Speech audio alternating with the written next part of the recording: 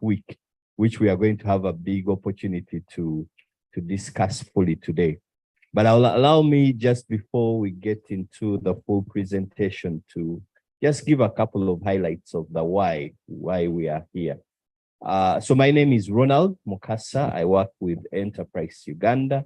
I've had the opportunity, I think, of meeting a number of you, at least virtually, but I think I have met most of the people who are here. And today we are starting off what we call the Global Entrepreneurship Week. And we're going to introduce it in just a moment. But ideally, what the week is about, it's about celebration of entrepreneurship. Now, in one way or the other, we are all part of this broad, what we call the entrepreneurial ecosystem. I believe that when people are introducing themselves, you quickly notice that all of us in one way or the other are doing entrepreneurship.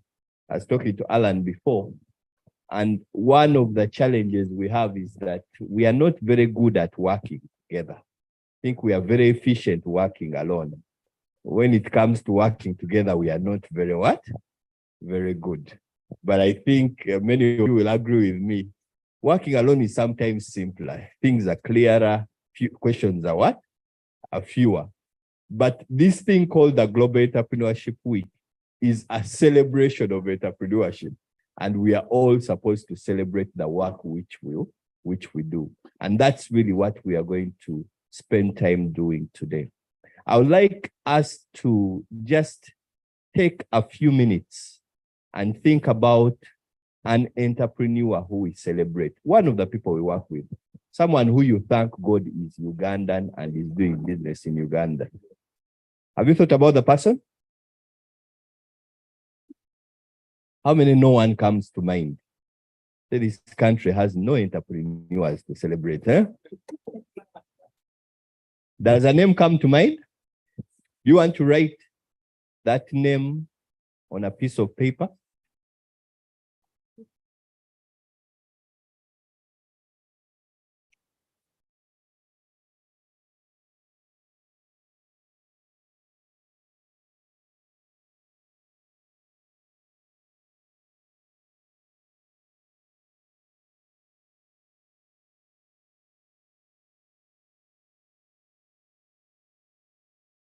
We have written the name on a piece of paper.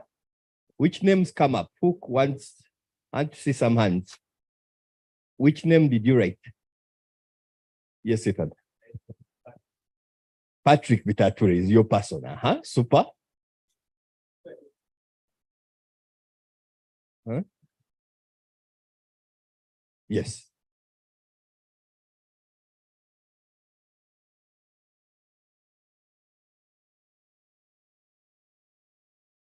Wow. Now that's someone worth meeting. 93. That's kind of a while, eh? He has been here longer than Uganda, isn't it? Eh? Wow. Huh? It's a bit of a while, yeah?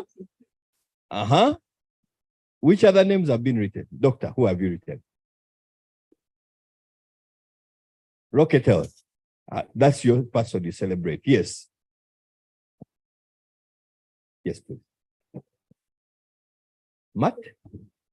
Matt Pish, the filmmaker. Do we know Matt Pish? How many of you, they mention a name and you actually don't know that person? Say, we have filmmakers in Uganda, eh?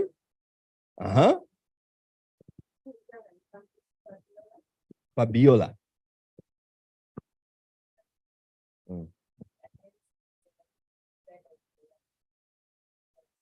Like they make Ugandan lip gloss, eh?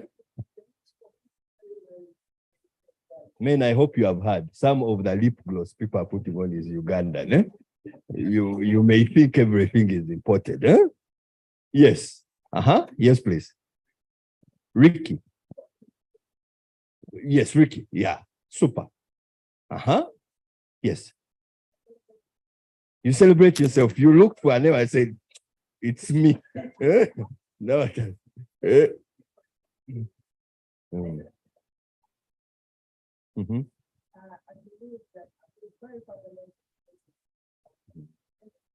Exactly.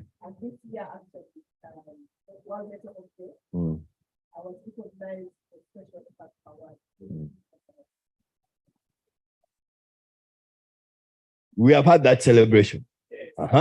Yes, please. What is interesting? I celebrate my wife. Celebrate your wife. For entrepreneurship, I hope. Yes. When you look at entrepreneurial orientation, there are very many different facets in there. Competitive aggressiveness, risk taking, innovation, and I don't think that I necessarily play very safe all the time. However, I do like to drop my eyes, cross my T's, and analyze what's going to happen. But she just says, look, you know what, we'll figure this out later, let's close. The person who is saying, you know what, those are enough dots on the eyes.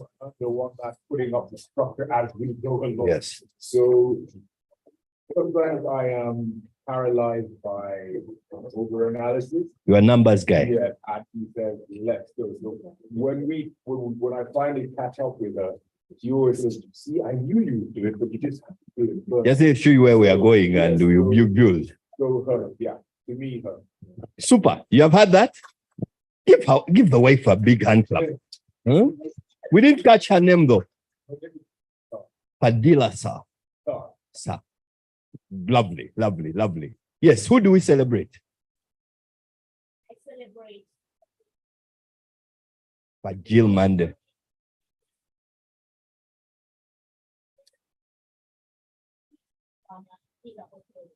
Wow. Jill Mande is fascinating. You know, when I was in school, there was a question. Who is the commissioner of education? The answer to that question was Jill Mande. Now, what is fascinating is that the guy is still in play. I keep telling my mother that, you know what, your people are still there. They have refused to leave the scene. Yeah, I even saw him in a movie once. Was it a movie or I don't know whether it was a sitcom? 3 movies. But it's fascinating stuff. And he's a guy who has said, and I went to school kind of a while back. If for Derek, when he thinks I was in school, like Derek wasn't born when I was in school. So if Jill Mande was an answer, you have to give him credit. Yeah. Lovely. Who else do we celebrate? The back table, you have given no answer. Backbenchers. Yes, ma'am. I celebrate Robert Masiko. Robert Masiko, yes. Founder of Numa Feeds. 80% of his employees are women, and I think. And you are one of them. Yes, of course. How many of you know Robert Masiko? Those of you who have picked a very nice color called Numa. Oh, very nice. That's the man behind Numa Feeds. Yes. We celebrate Robert. Yes, Peter. Yeah, thank you. I celebrate Dr. James Magara. I think he pioneered dentistry clinics. Yes. And excellence. And I think now every young person doesn't want to go and work for Makerere. They start on their own and he has made that better. We have one person to celebrate here from Max Dental. Yeah. Yes. Then he pioneered certain schools and everybody's taking up. I think he has that pioneer spirit. He broke doors and opened doors for others. Yeah. Amazing. I'll take one more. Yes.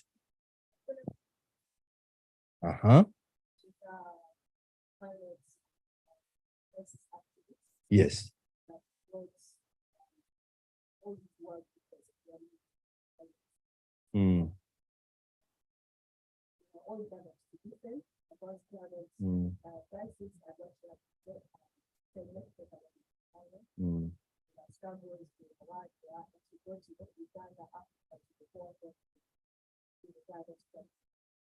Open doors. Vanessa, we celebrate Vanessa. Again, most welcome. Nice to see you. Who do you celebrate? Which entrepreneur do you celebrate? We want one. In Uganda, yes. I'll give you a few minutes. I'm a good person. Most welcome. Do. All right. Now, yes, was there a hand there? Yes. I celebrate Solomon King, the founder of Kondi Bots. Yes. I found Solomon King's stuff in the school where my children go. Yeah, So I he told doesn't them, need you know to what? I know that guy behind the what? My children didn't believe me. They said, you can't be that cool. You can. Eh? It's excellent stuff. We all know who Solomon King is. He's doing excellent work. So I was telling my children that, you know what? See those things there. The guy who is behind the company, I know him. My children will say, Lua, you don't know. How do you know someone that cool? Yeah.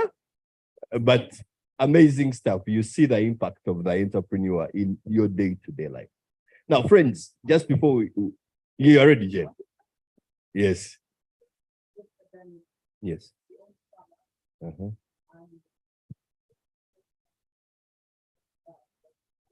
Mm.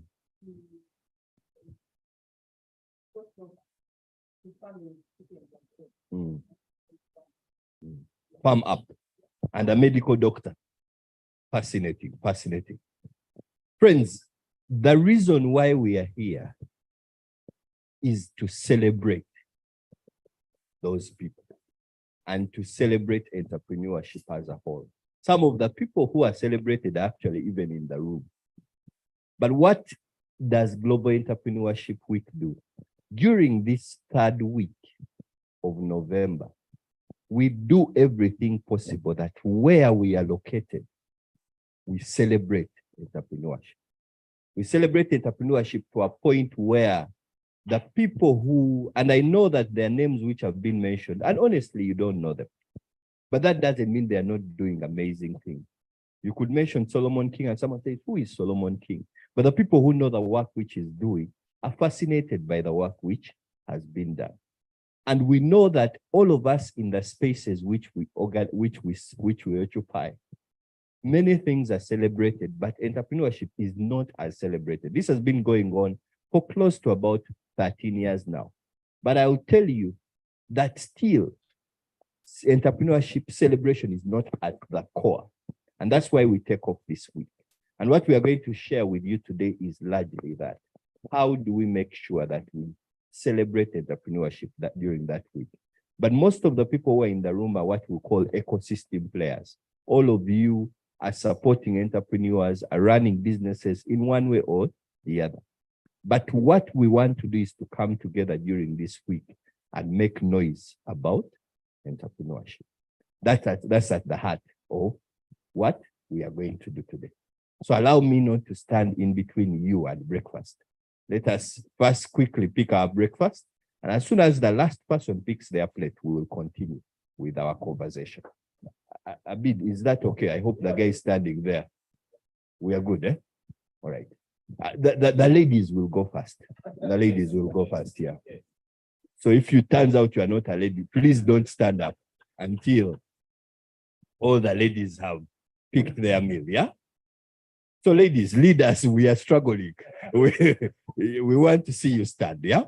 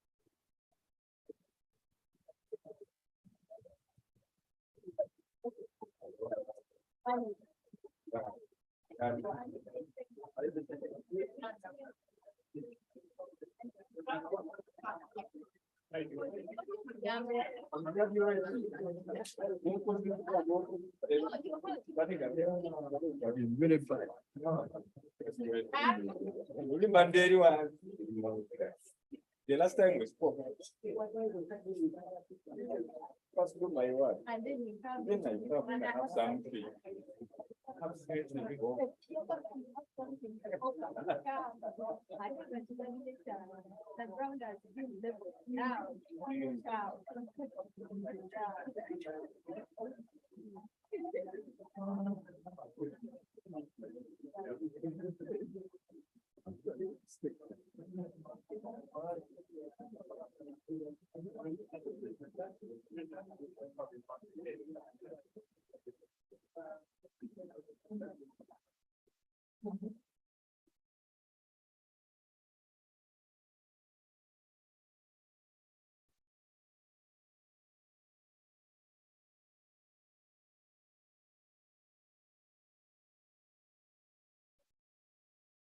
In case you need to use the washrooms, they are on the right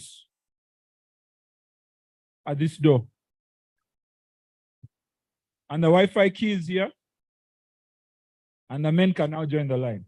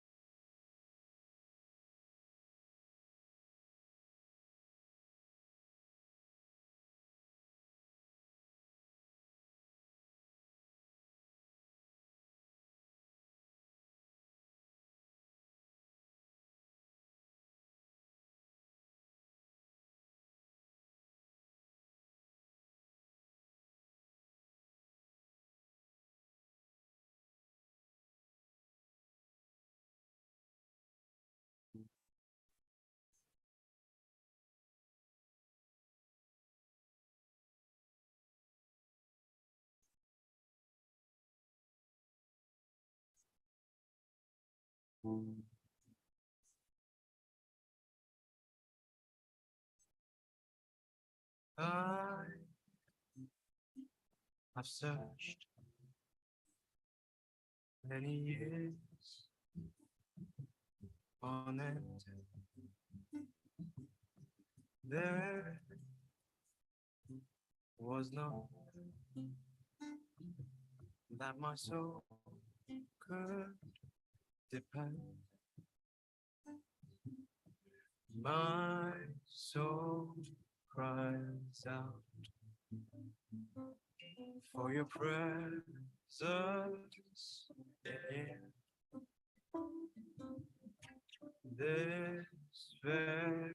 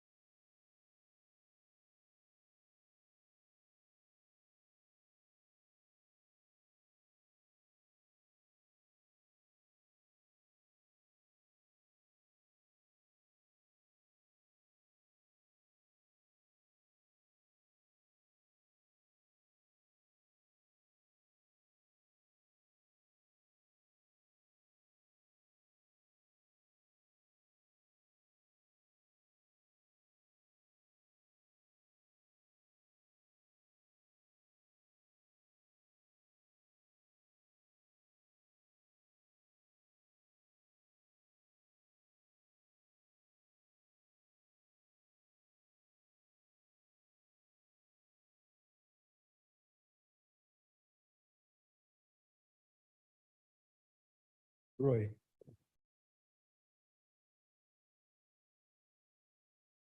Good morning, everybody.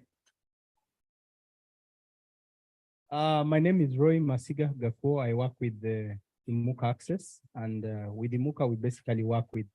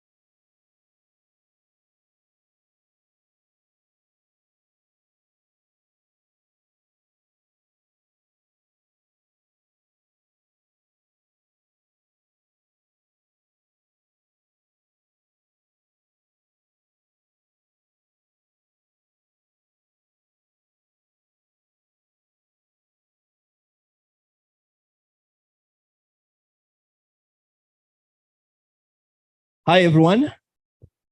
I'll also introduce myself again for the benefit of those people who have just introduced themselves. If you have just introduced yourselves, it's a sign. You came after the rest of us had introduced ourselves. So people are asking, why are you jumping? Some people, we had introduced ourselves. Yeah, so my name is Ronald Mukasa. I work with Enterprise Uganda. I lead research, innovation, and learning. And my task here is to share with you the why we have come together this morning.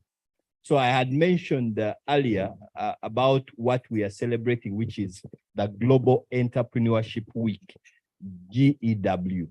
We have been doing this for the last close to about, I think, 12 years now. And every year we come together third week of November to celebrate entrepreneurship.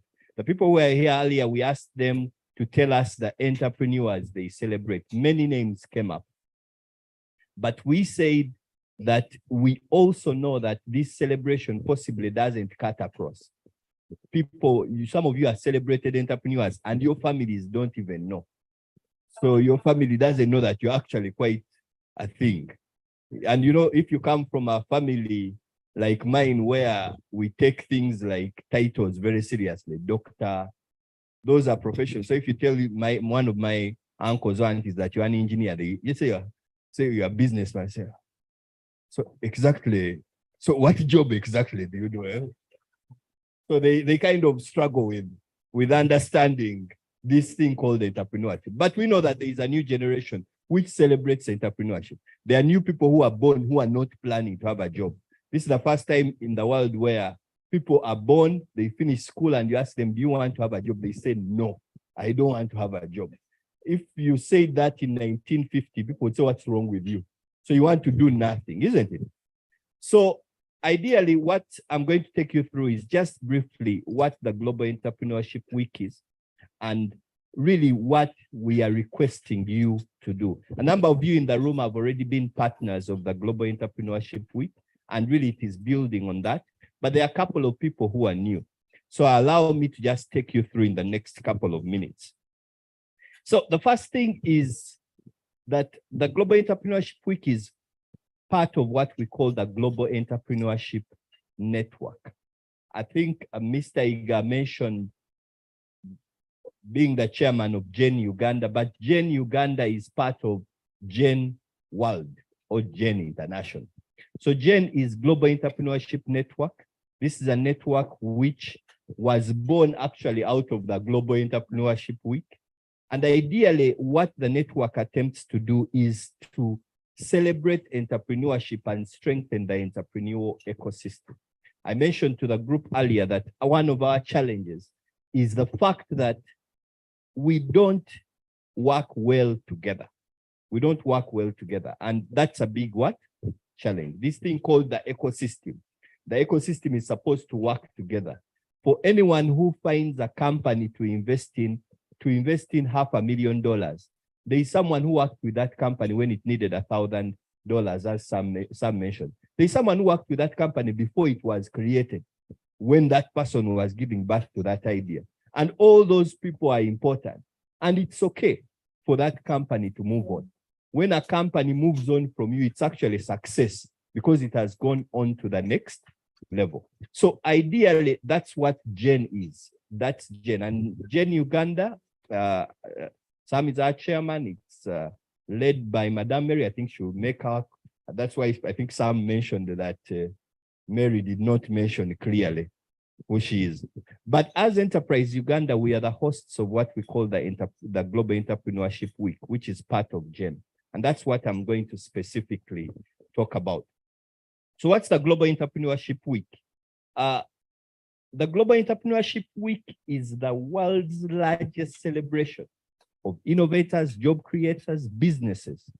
It is a celebration which happens in over 160 countries. And it happens every year in November during the third week of November. This year, it will happen somewhere between 13th and 19th of November. During this week, what we do is that we take time off and celebrate entrepreneurship. We celebrate entrepreneurs online. We celebrate them in our offices. We celebrate them in our localities. We celebrate them in our families. And really, the goal of this event is to make sure that every corner of our country, entrepreneurship is celebrated. Now, why we are here is to make this possible, that we can be able, and as we do it here, Kenya is celebrating. As we do it here, Congo is celebrating, the UK is celebrating, the US is celebrating, Ukraine will be celebrating. Like, we try to make sure that this celebration happens everywhere. And the people we have invited in the room, our task is to make this work in Uganda. Our theme this year is thriving together. We're emerging out of one of the most challenging seasons many of us have had. Some people have started forgetting COVID now, but I think last year people hadn't yet what? Fully forgotten. And we need to understand that if there is anything COVID taught us, is that it helps to be able to hold each other's hands. And I think for me, I've had the opportunity of being in the ecosystem for close to about 15 years now. And I can tell you with confidence that I feel like people are more willing to talk to each other now than they were possibly about 7 years ago. You know, like until someone has taken a punch, you don't take others seriously, isn't it? When you take a punch, you say, by the way, let's work together. We need to what? To work together. So I think as ecosystem players, we are seeing that we are in a way excited about this opportunity to work together. And that is the inspiration of our theme. So what are the objectives? The objectives are to inspire, connect, mentor, and engage. So ideally, the way the Global Entrepreneurship Week is designed is that each organization which becomes a partner, all it needs to do is to carry out its own event, to inspire, to connect, to engage, and to what? To mentor. So for example, I was just talking to Ethan a few minutes ago.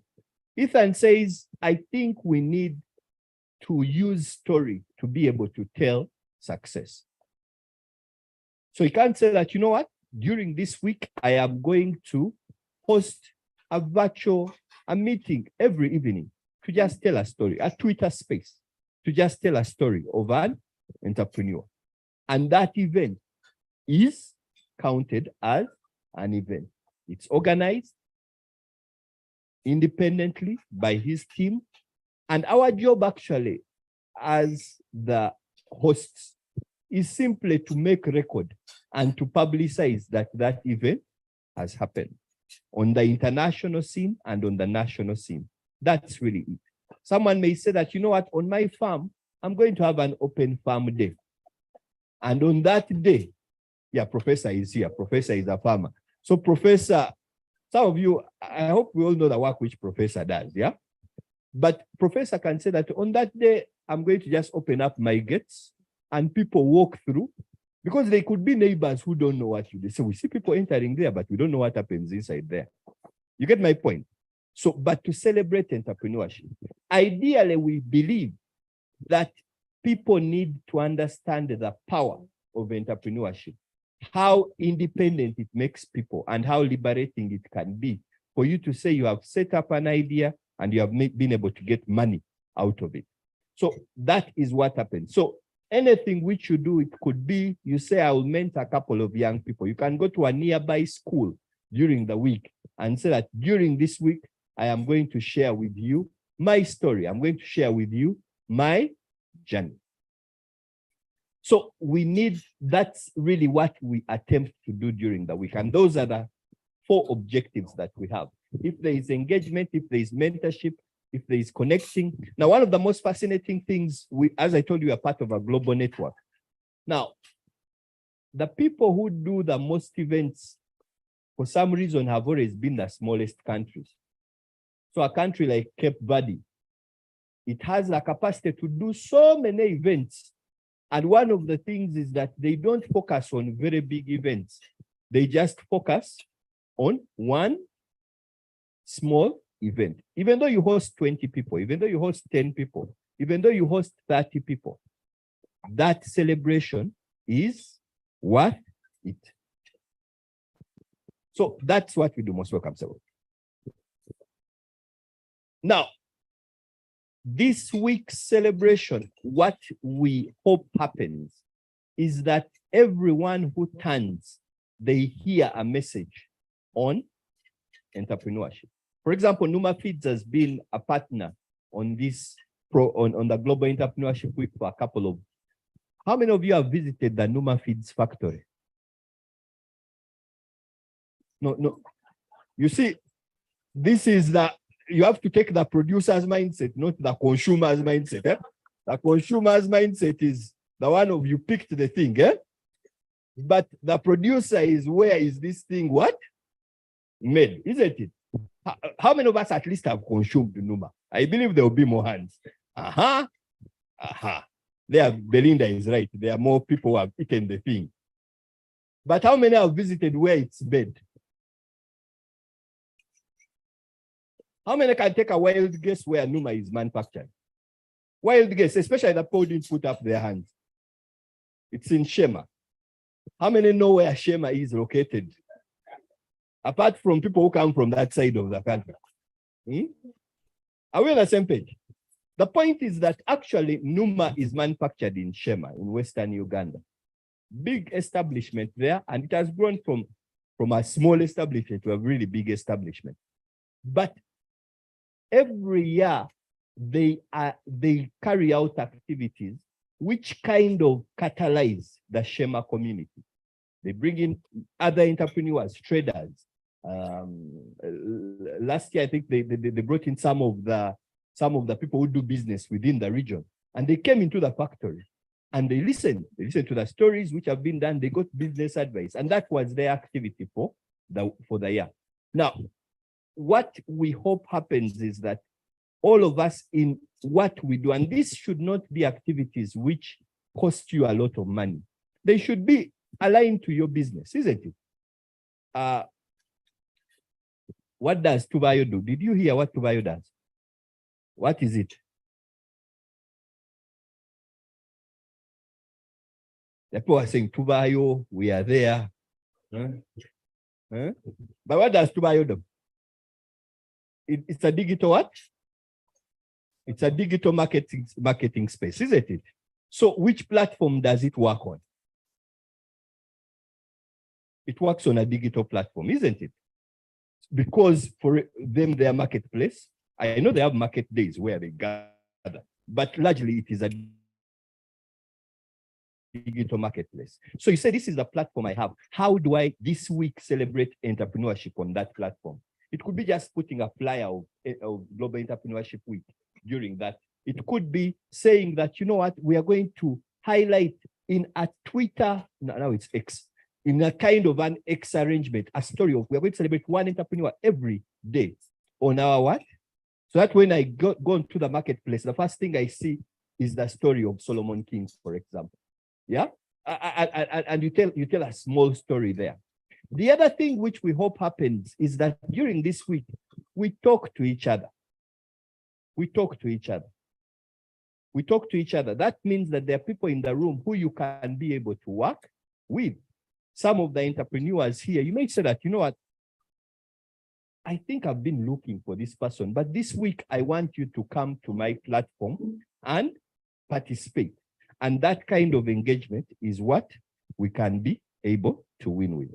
So that's ideally what we want to do. Now I'm going to propose a couple of ideas and then I'll rest my case. So what we have shared is a couple of the things which have happened in the past. In the past, we have seen people have online awareness campaigns. Now, online is increasingly becoming a big thing. How many of us have a YouTube channel? How many of us are wondering what that is? But those with a YouTube channel, you put up your hands, the people with a YouTube channel. Now, these people with YouTube channels, that could be your what? Your platform. So during that week, the activities which I do will celebrate entrepreneurship, but some of them are the activities which you do every week. Now, that could be your platform, but what we want to know first of all, which activity happened and how many people attended. It's that simple. That's all we want to know during the what? The week. And the team led by Abid and Derek here, that's really what they want to find out. Derek, did you introduce yourself? I don't remember you introducing yourself. Yes. You will introduce yourself. Every time things in technology don't go well in enterprise Uganda, it's Derek's fault. He's the one who makes sure things move well. Yes, yes. Most things go well. People attend our online meetings and they don't glitch, yeah? So they could be online awareness campaigns. They could be lectures, trainings. They could be sharing your stories. I think Mr. Mussolini talked about this. It could be meet the community sessions. It is you going out of your business and you meet the what? The community. And you could take different kinds of forms. We know that unfortunately, every time the Global Entrepreneurship Week happens, most students are in exams, isn't it? Eh? But even then, we attempt to see how can we be able to make that work. Some of you are into research. It could be saying that, you know what, during this week, we are going to disseminate some of our findings, yeah? Some of our findings. And these research findings can be life-changing for some. I'll give you, we participated in a research with NSSF recently. What do you think the average size of an NSSF saver has after they finish their work life? Averagely, what do you think is the number of the money someone saves in their lifetime of work? I want to hear some numbers. Yes. 50?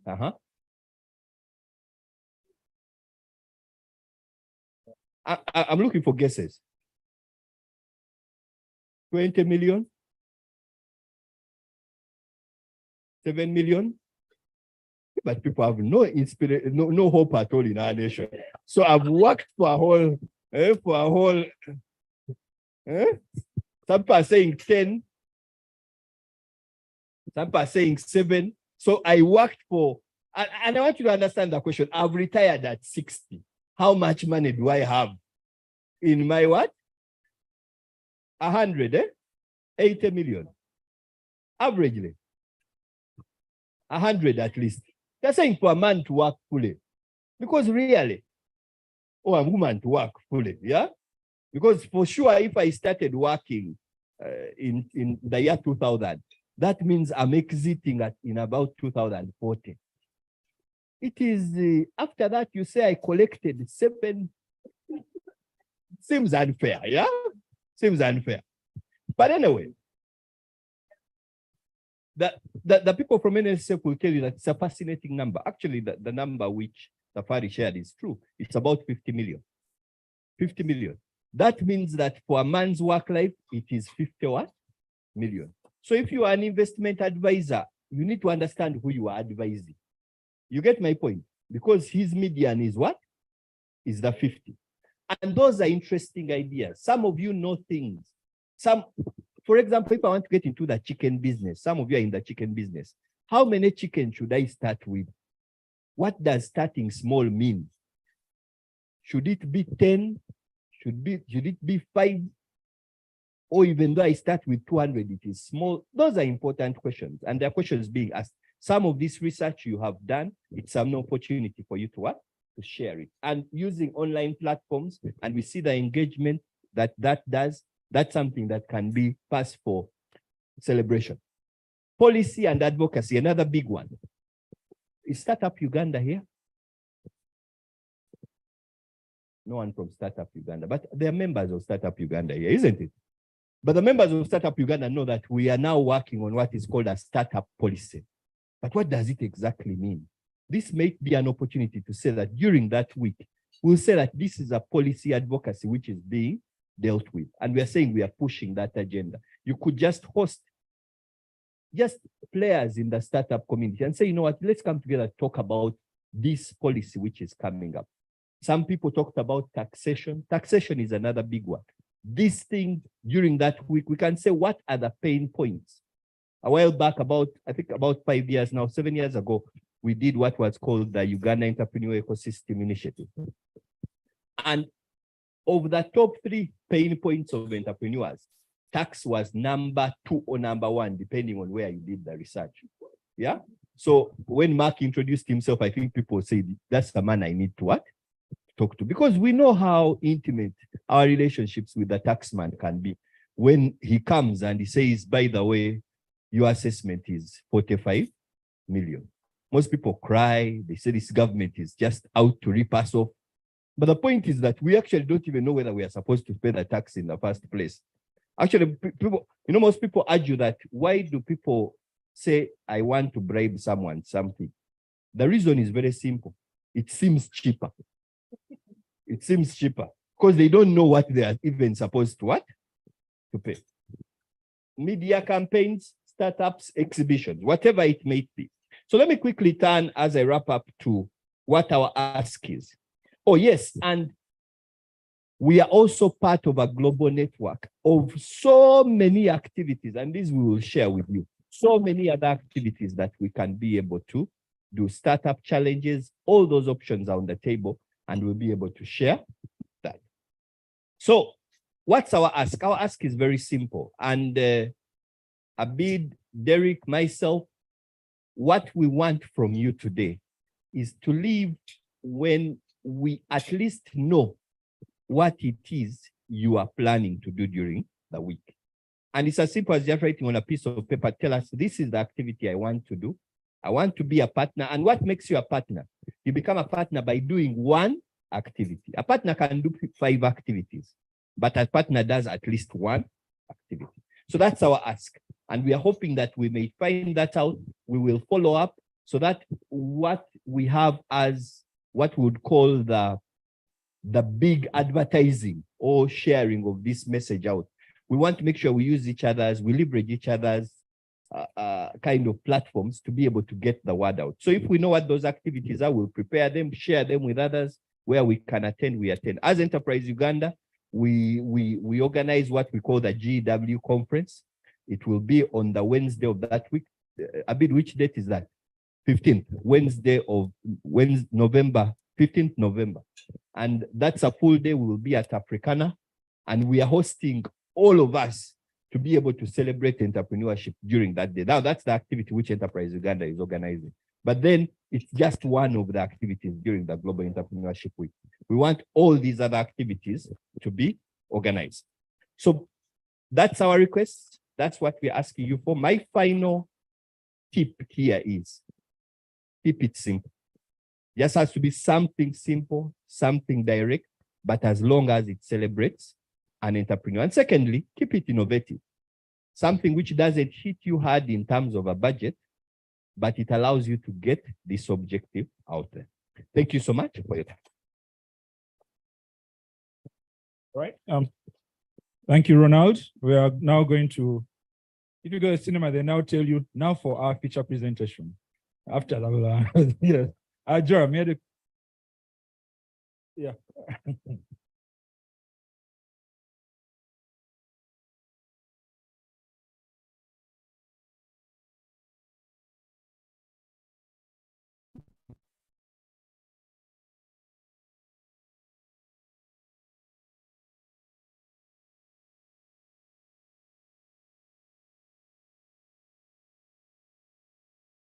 Around startups, innovators, entrepreneurs getting your value from workshops, events.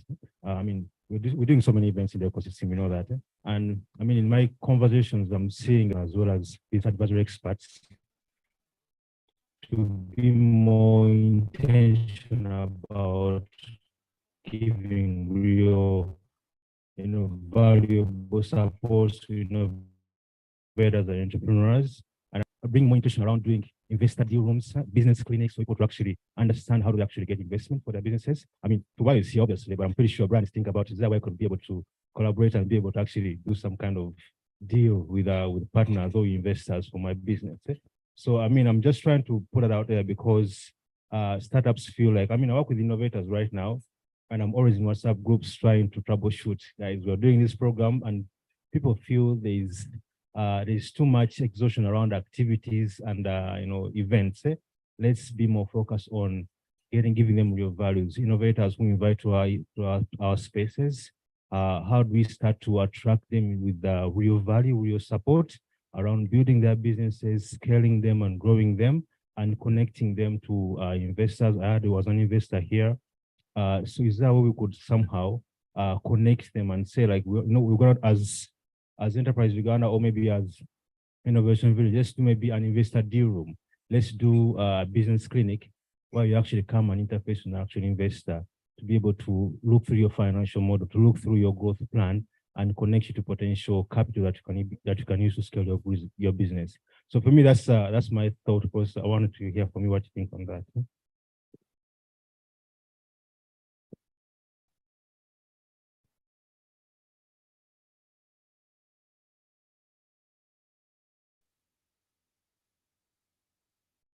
Let me take one lady and Ethan, then we wrap up. Okay, thank you. Thank you, Ronald. I like the idea of the event, especially if it's going to be digital. It has traction, it has reach, it probably has impact. But nowadays, when I see it and I look at our young people, I feel like we've not conserved knowledge, business knowledge. I feel like we go for all these nice events, we talk nice things to each other, but we are not documenting.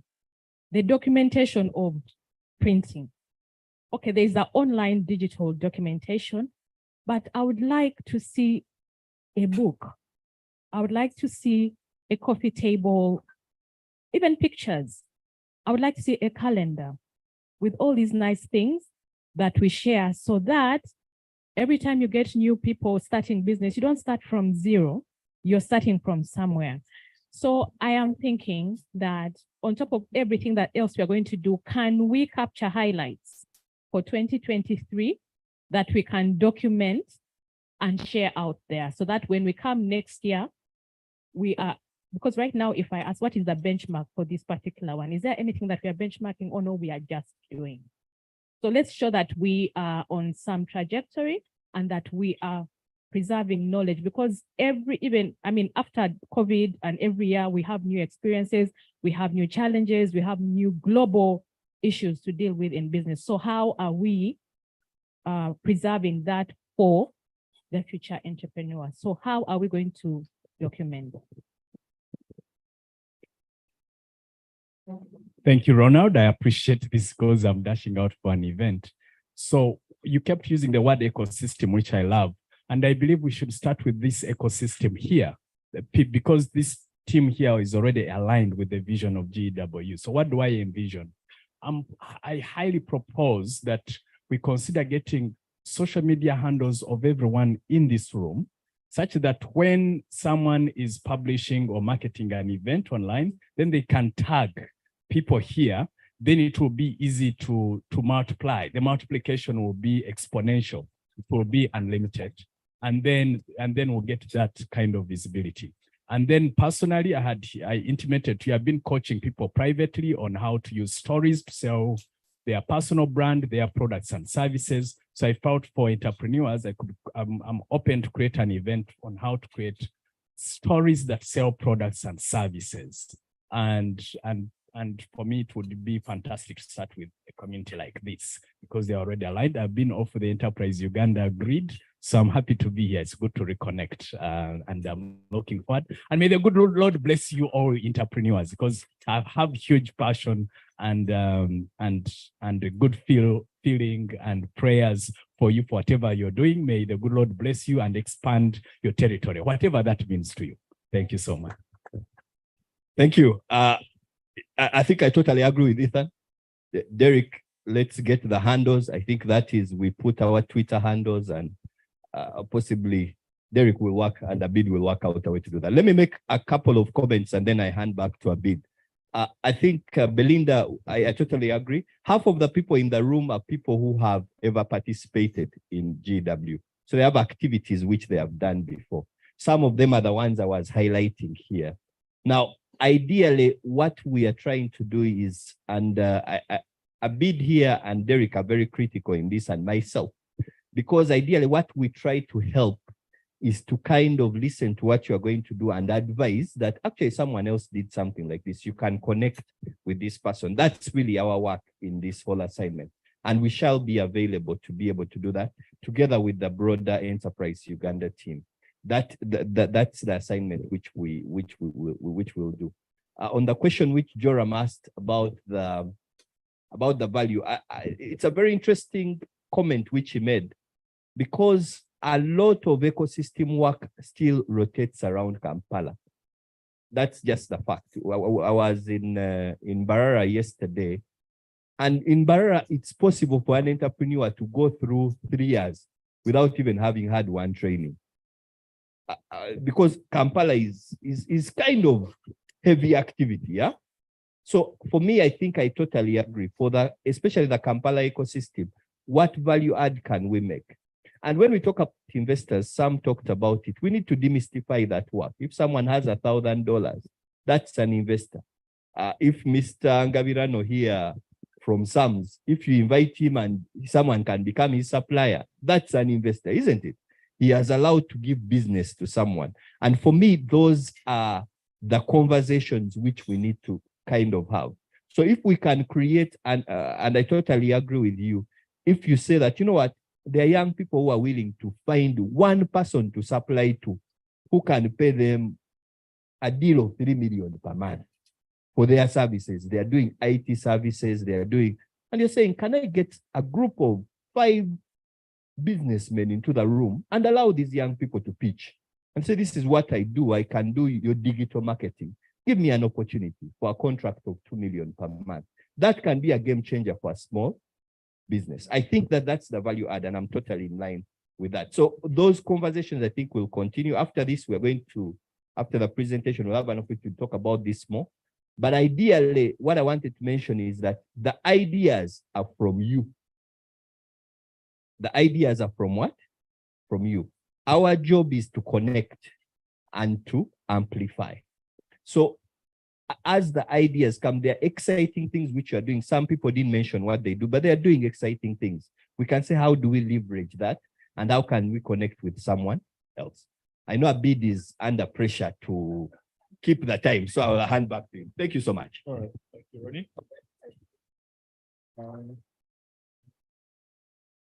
Talking about pitching, there is actually one activity coming up, Get Africa. Natif, you can sit in front here.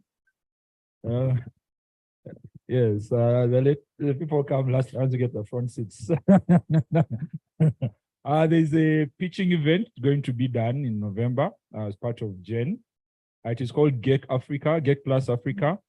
The winning entrepreneur will get an all-paid trip to South Africa to pitch before a panel and a room full of investors. We shall send out those details now so you can share. Also, you yourself would be the one to go and pitch. You are also entrepreneurs. At this point, Alan, please. Yeah, we're now ready for you. I know you said a bit earlier. Okay. All right.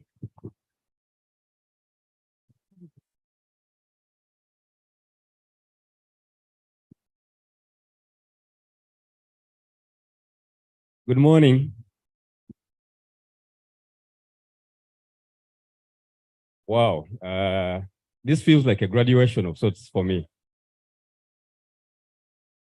Just a little bit of background for me. I came into the entrepreneurship space about 15 months ago.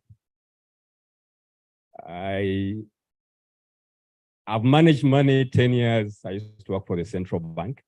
Then during COVID, we were what were they called? The guys who had the stickers. I was one of those guys. Felt so special on the road. Then one of these days, I'm in office, I'm looking around, there's no one in the city. And I'm thinking, I'm looking at my screen and I'm thinking, do I want to do this for another 20 years? Does it even add value to anybody? Yes, you have a sticker that says you're essential. But are you really essential? So it's from that moment I started to think deeply and differently about how I want to present myself and the things I want to do over the next 15, 20 years. So I was doing a lot of that research and I landed on a company called Founder Institute, which is based in the US, but used to run virtual programs. And they focus on founders at the very, very beginning. There's a new term I've come to learn. They are called -1 to 0. All right? It's the stage where you are still just, you have this thing in your head. I think that's a problem. You are still at that very early stage. It's not even a company. It's not even a proposal. -1. You're still an academic research. And then it has to be translated into an idea and then much later into an early stage company. So this is where Founder Institute is situated, very early. Now, the challenge I had is that I was coming from an investment background, managing a lot of money. Then I'm coming in another space where there is no money. So I was given this brand to build in Kampala with no money. And they said, here is a brand, here are the tools, figure it out.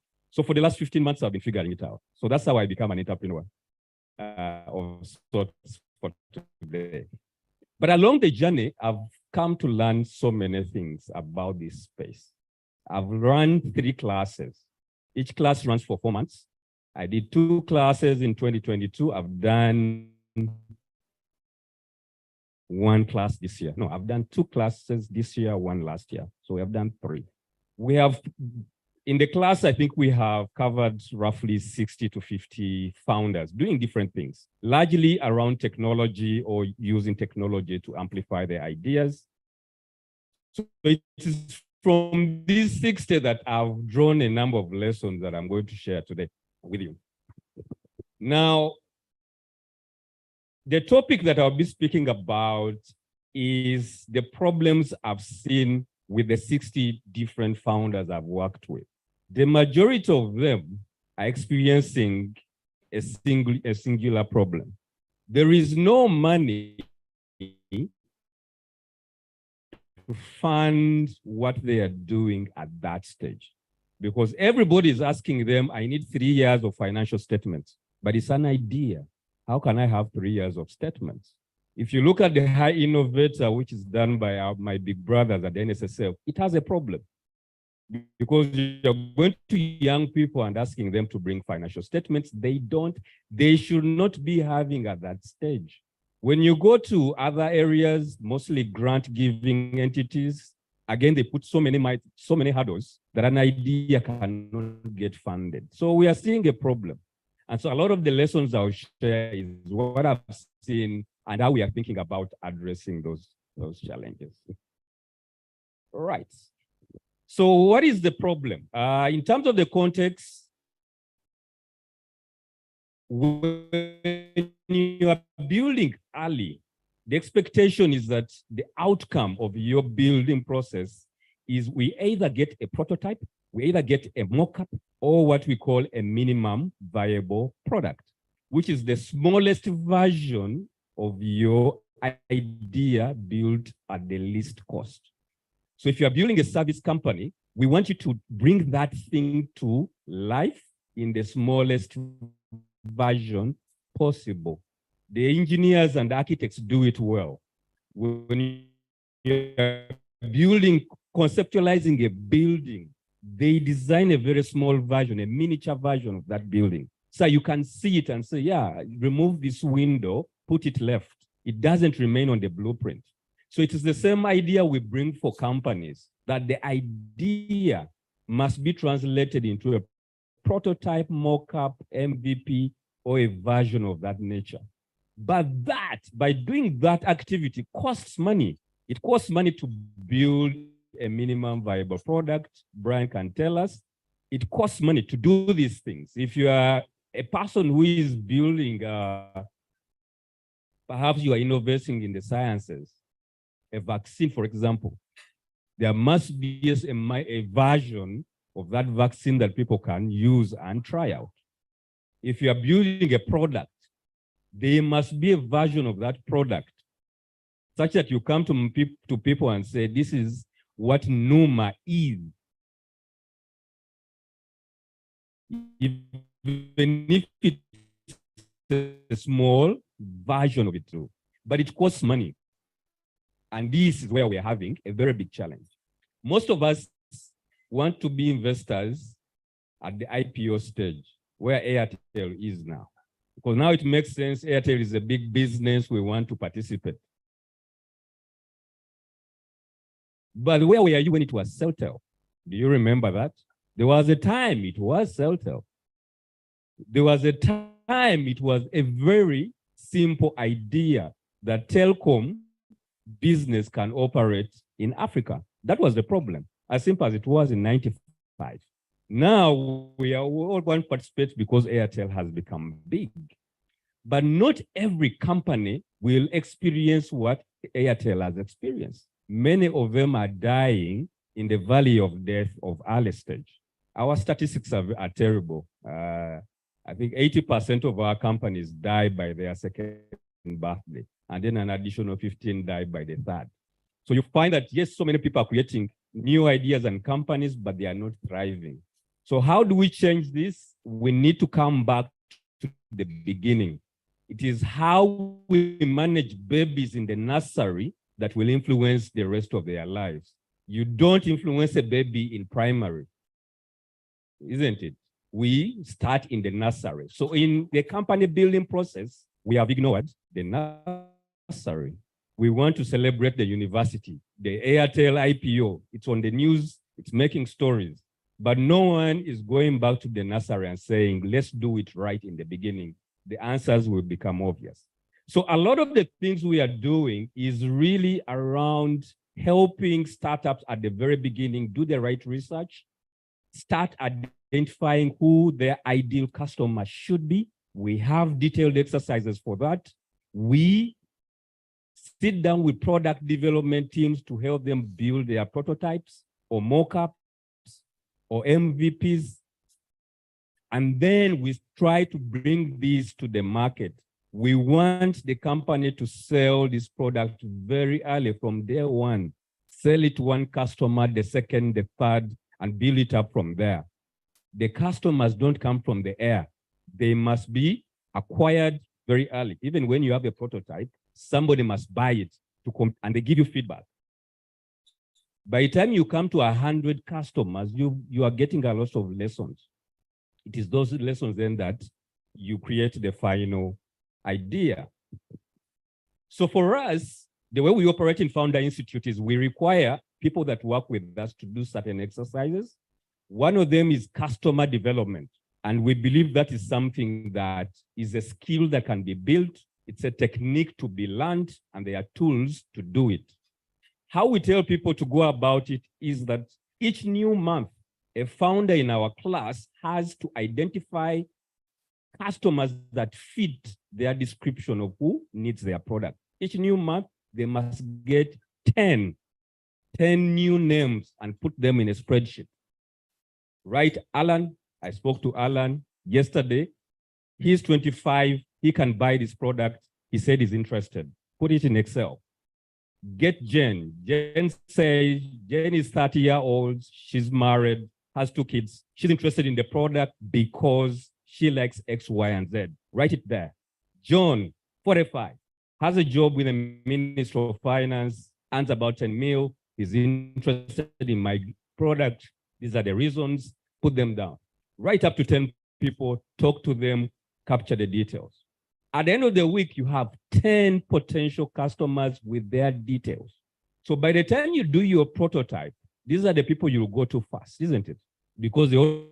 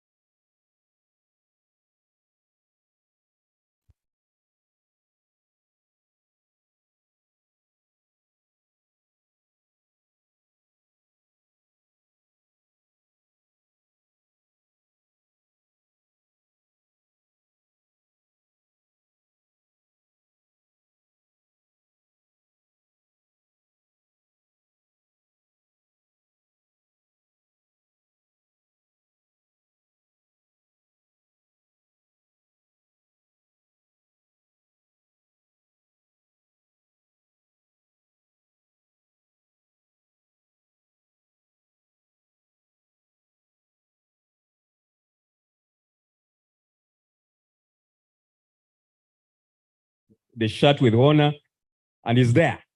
So we know he's building to value with, with the energy it needs. Because I don't want to give someone my hard-earned 5,000 and they are on holiday because they have mental health.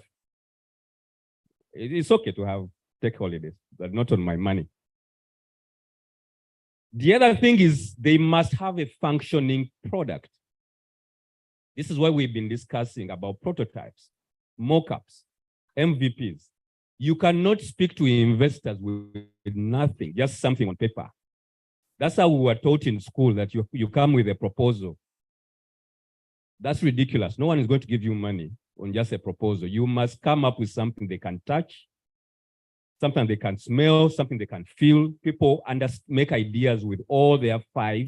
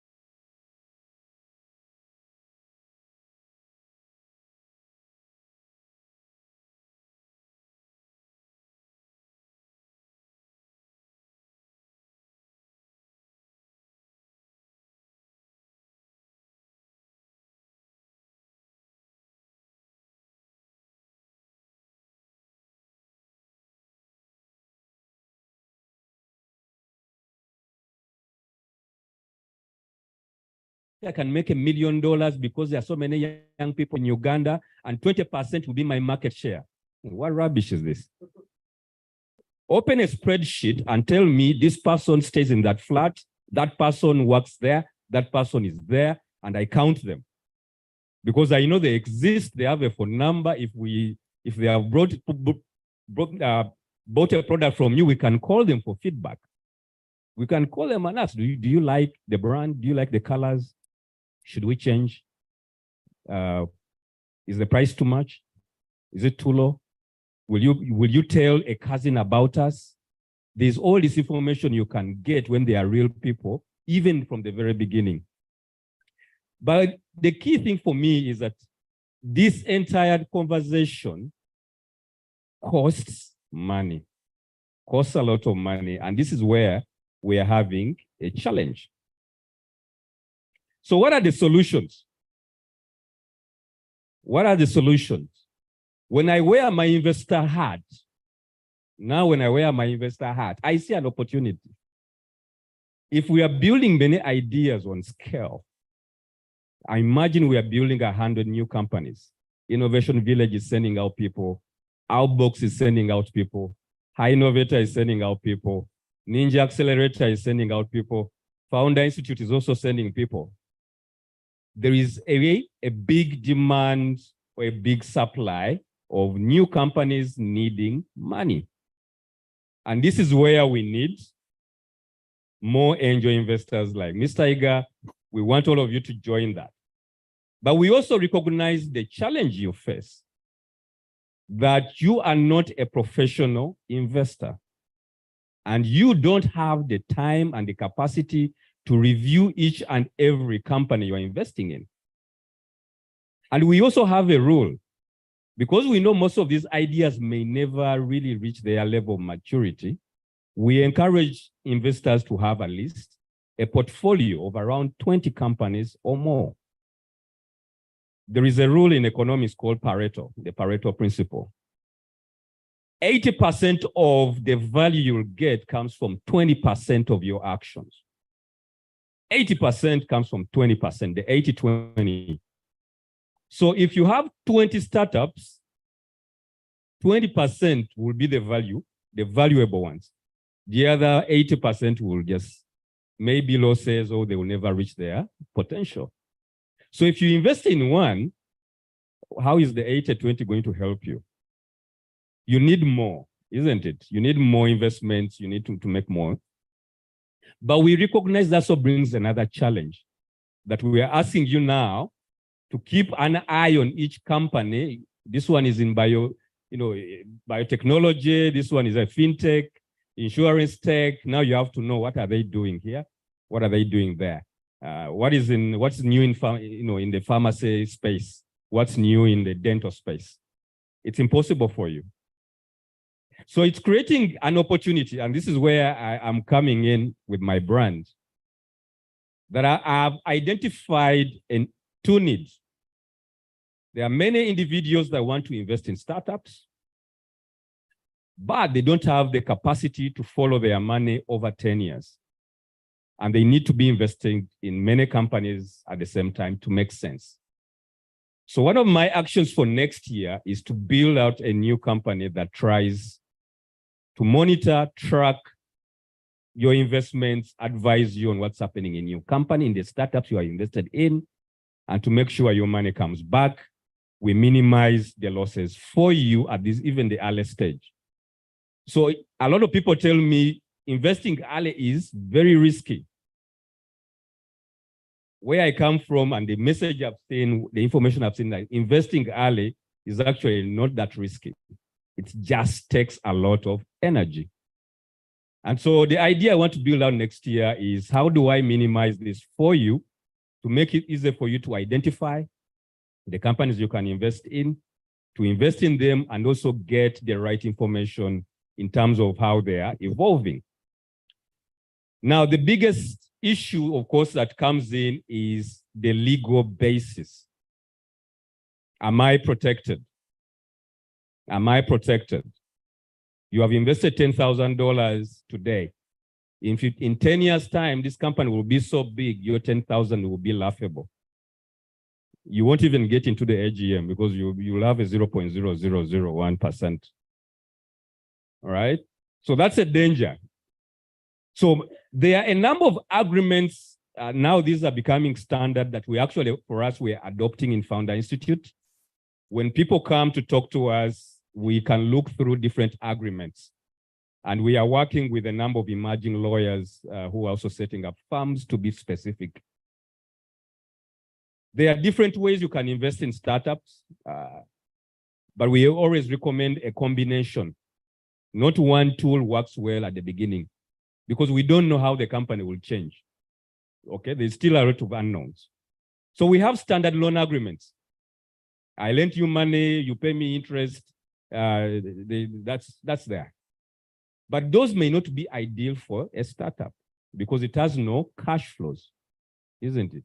It's still an idea. We're just building prototypes.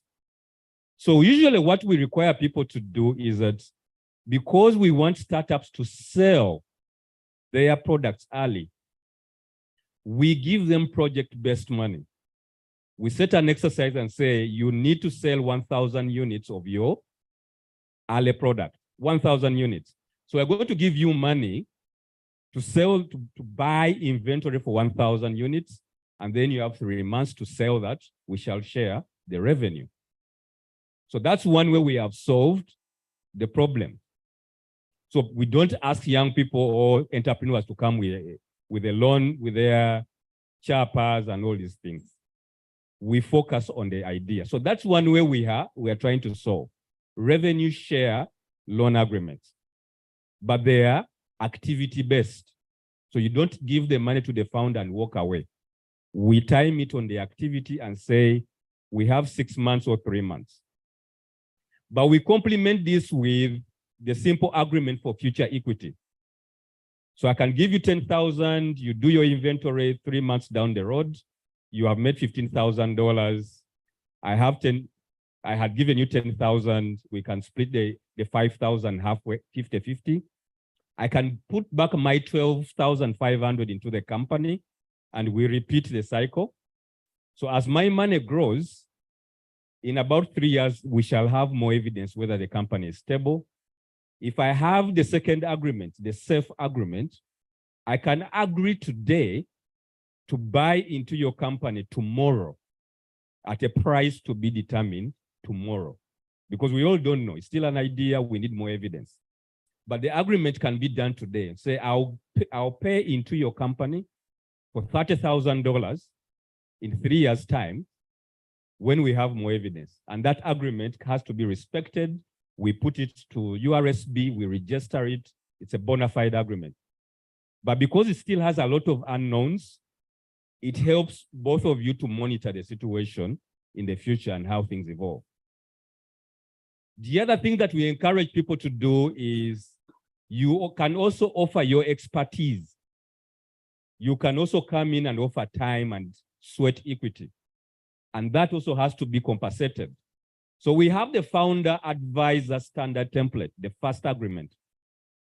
You may be a professional HR person, a professional brand person, a professional investment person or strategy that comes into the company to help it at that early stage, but they can't pay your price.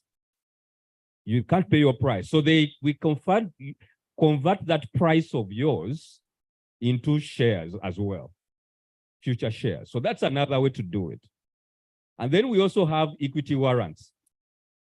Equity warrants is what we do here for us in Founder Institute. When people go through our classes, we sign an agreement today to buy 2.5% of the company in the future, based on an event which we call the first raise.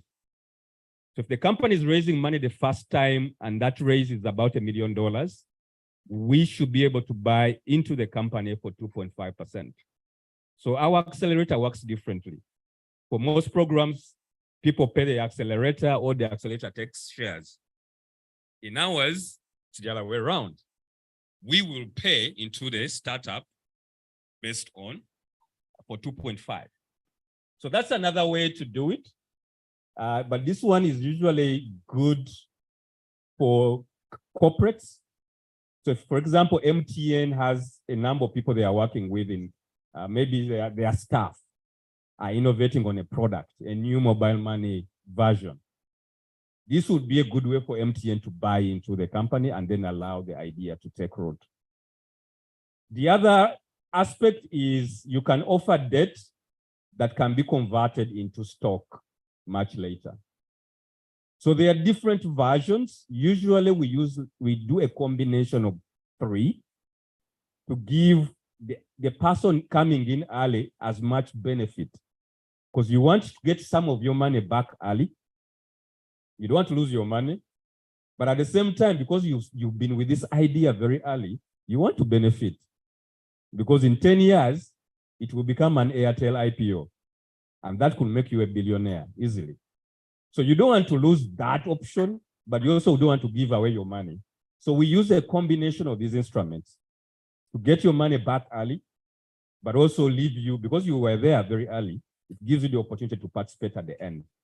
We borrow, these instruments are largely borrowed from what we see in sports. In sports, the person who identifies Messi as a 9-year-old who knows how to play football will still benefit whenever Messi makes money. That's how football has been designed. So this is why there are academies. The academy is there with your child. They are looking at the child. How do they move? Do they have a football brain? Do they move properly? Then they take them to doctors. Tell us about their muscle tone. Will they grow to be, 6'5" or 5'6"? Give us some estimate. So people put in money and say, it's likely. By the time Messi was 10, they knew he was going to be height challenge. It was known at 10 that he's going to stop there. So they had to put him on special programs to bulk up his muscles and train him differently. By 10, they knew. So by the time he goes to Barcelona at 11, everything is known, and now the rest is just management. Now, the person who identified Messi in Argentina at the time he was 8, every time Messi gets sold or changes contracts, he gets paid. He doesn't even need to know what's going on, just finds money. So this is the aspect we are bringing for startups. Because you were there at the beginning, you are that uncle and auntie who was there at the beginning, you should not lose your benefits because you saw it, and the reason you supported it because you believed in it. So people cannot come at the Airtel IPO and say, why are we rewarding you with billions? I was there at the beginning. We hustled and bustled to get this thing up. So these agreements recognize all those rewards: financial, sweat, time, and specialism. We bring all those and we embed them and allow you to participate fully in a startup. It is this blend of things that is now allowing us to build companies at scale, because we have multiple solutions and we understand the early stage problem well. So we are looking forward to 2024. We are putting up bigger goals for ourselves. We are looking to build 10 new companies next year. Right now we have 5 in our database that we really like, but we have a group of 50 we have worked with before. But next year, our target is to build 10 good ones, such as at the next GEW, we should be providing you new companies to discuss. And hopefully by then, I would have built the platform to allow you to invest and connect with them. Allow me to stop there. I can talk all day about this stuff. I love investments. I love startups.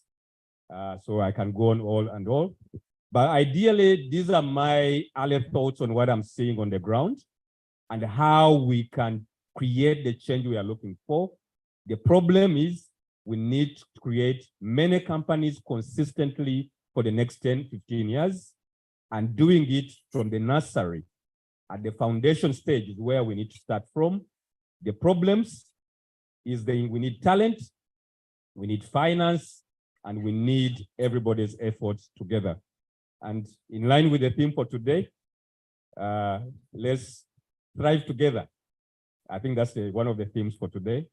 We can't thrive, we can't build an ecosystem together. These are some of my bios. Some are no longer relevant, but this is me. This is my background. It's still evolving, but this is for the last 12 years. This is some of the stuff I've touched on.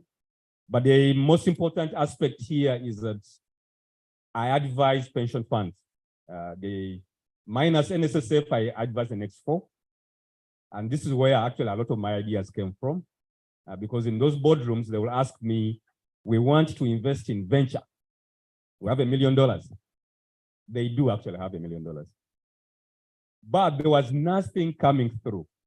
And the more I thought about this problem, I realized it was a chicken and egg problem. And in this time, the answer was the egg. It wasn't the chicken, it was the egg. We needed to build companies now that will be investable to pension funds 10 years from today. So there's not a lack of money now or tomorrow, there's a lack of companies coming through. So this is where I come in, and I hope along the next couple of years we'll be talking about this, and hopefully we shall build the Uganda we are looking for. Thank you for listening. I'm happy to take some questions. Thank you, Alan. Thank you very much. Before we open up to questions, I want to introduce the people who came in late.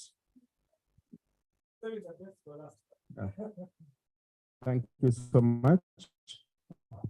Good morning to you all, ladies and gentlemen. My name is Dr. Dennis Ngavirano. I'm the CEO and the co-founder of Sam's Food Industries. I'm glad to be here this morning. Hi, my name is Anthony Natif. I am founder and former managing director of Guardian Health. Built it from scratch and recently exited it. Now I'm officially unemployed. But I'm trying to build like 5 companies, especially in the entertainment, enjoyment space, travel and stuff like that. And do part-time mentor other entrepreneurs. We have a lot of conversations around what Alan is talking about. And I think it's super exciting to see a guy just, leave big jobs to go and hustle. He doesn't have to do it, but that he does it is very, very noble. I'm super excited to be here. Thank you, guys. Hello, everyone. Sheila Karunji is my name, and I work with Einstein Rising as the operations manager. And good to be here. What does Einstein do? So Einstein, we do train entrepreneurs, we mentor them, coach, and so seed capital for them through investor matchmaking, through organizing events like the Robo Impact Investment Workshops and the Kampala Impact Day that's coming in December.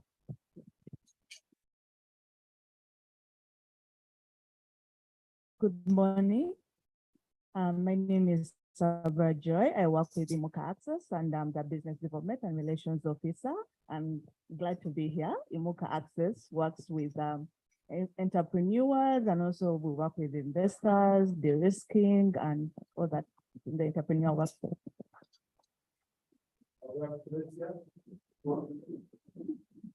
Good morning, everyone. My name is Mtagamba Grace, and I'm a director with Miss Tours in Uganda. I'm glad to be here. Good morning, everyone. My name is Alice Abukito. I'm a business trainer with Living Business Education. We, like the name states, we do train businesses, but normally we target the startups. And we also do offer financial consultancy. In brief, that's what we do. Good morning, everyone. I'm Emmanuel Sanisafali, money insurer, but since last year, I am now a director of Promise SF Insurance Promoters Limited.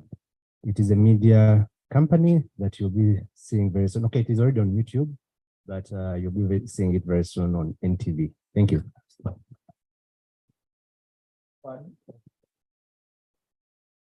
Good morning, everyone. My name is Joanita Nantongo. I work with Alan at the Founder Institute. All right, now we shall open up for questions. Any questions? Or comments? Comments or questions?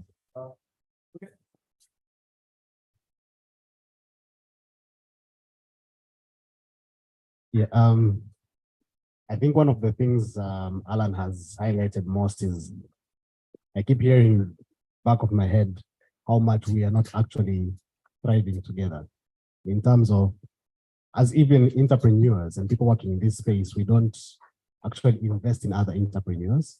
We don't see those opportunities. So from your side of view, are there opportunities from the Founder Institute or other opportunities for people to actually be angel investors, and how do they access those opportunities?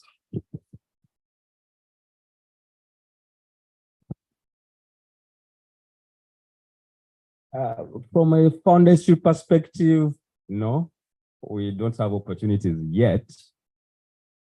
But we have prospects that should be able to actively look for money next year. So we don't believe in hiring people to market. There's work they have to do before they start asking for money. And we usually give them about 6 to 8 months to work through a lot of these chinks and chunks before we start putting them out there. So we believe starting June next year, the class of 2022 will be starting to fundraise actively. And then we go in like that. But of course, the biggest challenge we have for Uganda is, one, it's still with the legal framework. A lot of the things I've been sharing around the instruments we use are relatively new. They were designed in the US. We are just working with a number of Ugandan lawyers to domesticate them. And of course, we are not yet sure about the interpretation from the courts of law. That will be a stage maybe in 5 years' time when there is a crisis. And the way we have seen Ugandan courts, they can be very slippery, especially with new agreements that they are not used to. Because a lot of these individuals that are in positions today, we are not taught about these things in 1987 and 72, all right? So we are going to have a challenge articulating and explaining how you give somebody money for value that is going to come 10 years from today, and then the agreement must be considered binding. But it's based on uncertainty and a lot of risk. We don't know how they will interpret, but we are trying to register these agreements with the URSB. The SAFE agreement has been accepted. The first agreement, the first pass.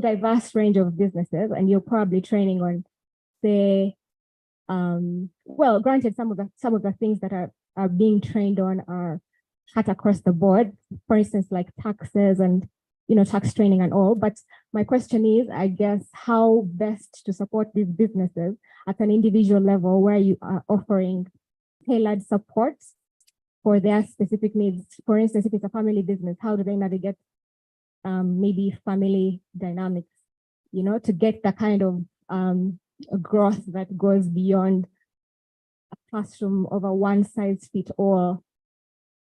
Yeah, the applicability of the training or of the support for each specific business and each specific need to then have that growth, that value that we were talking about earlier. I have one more before you.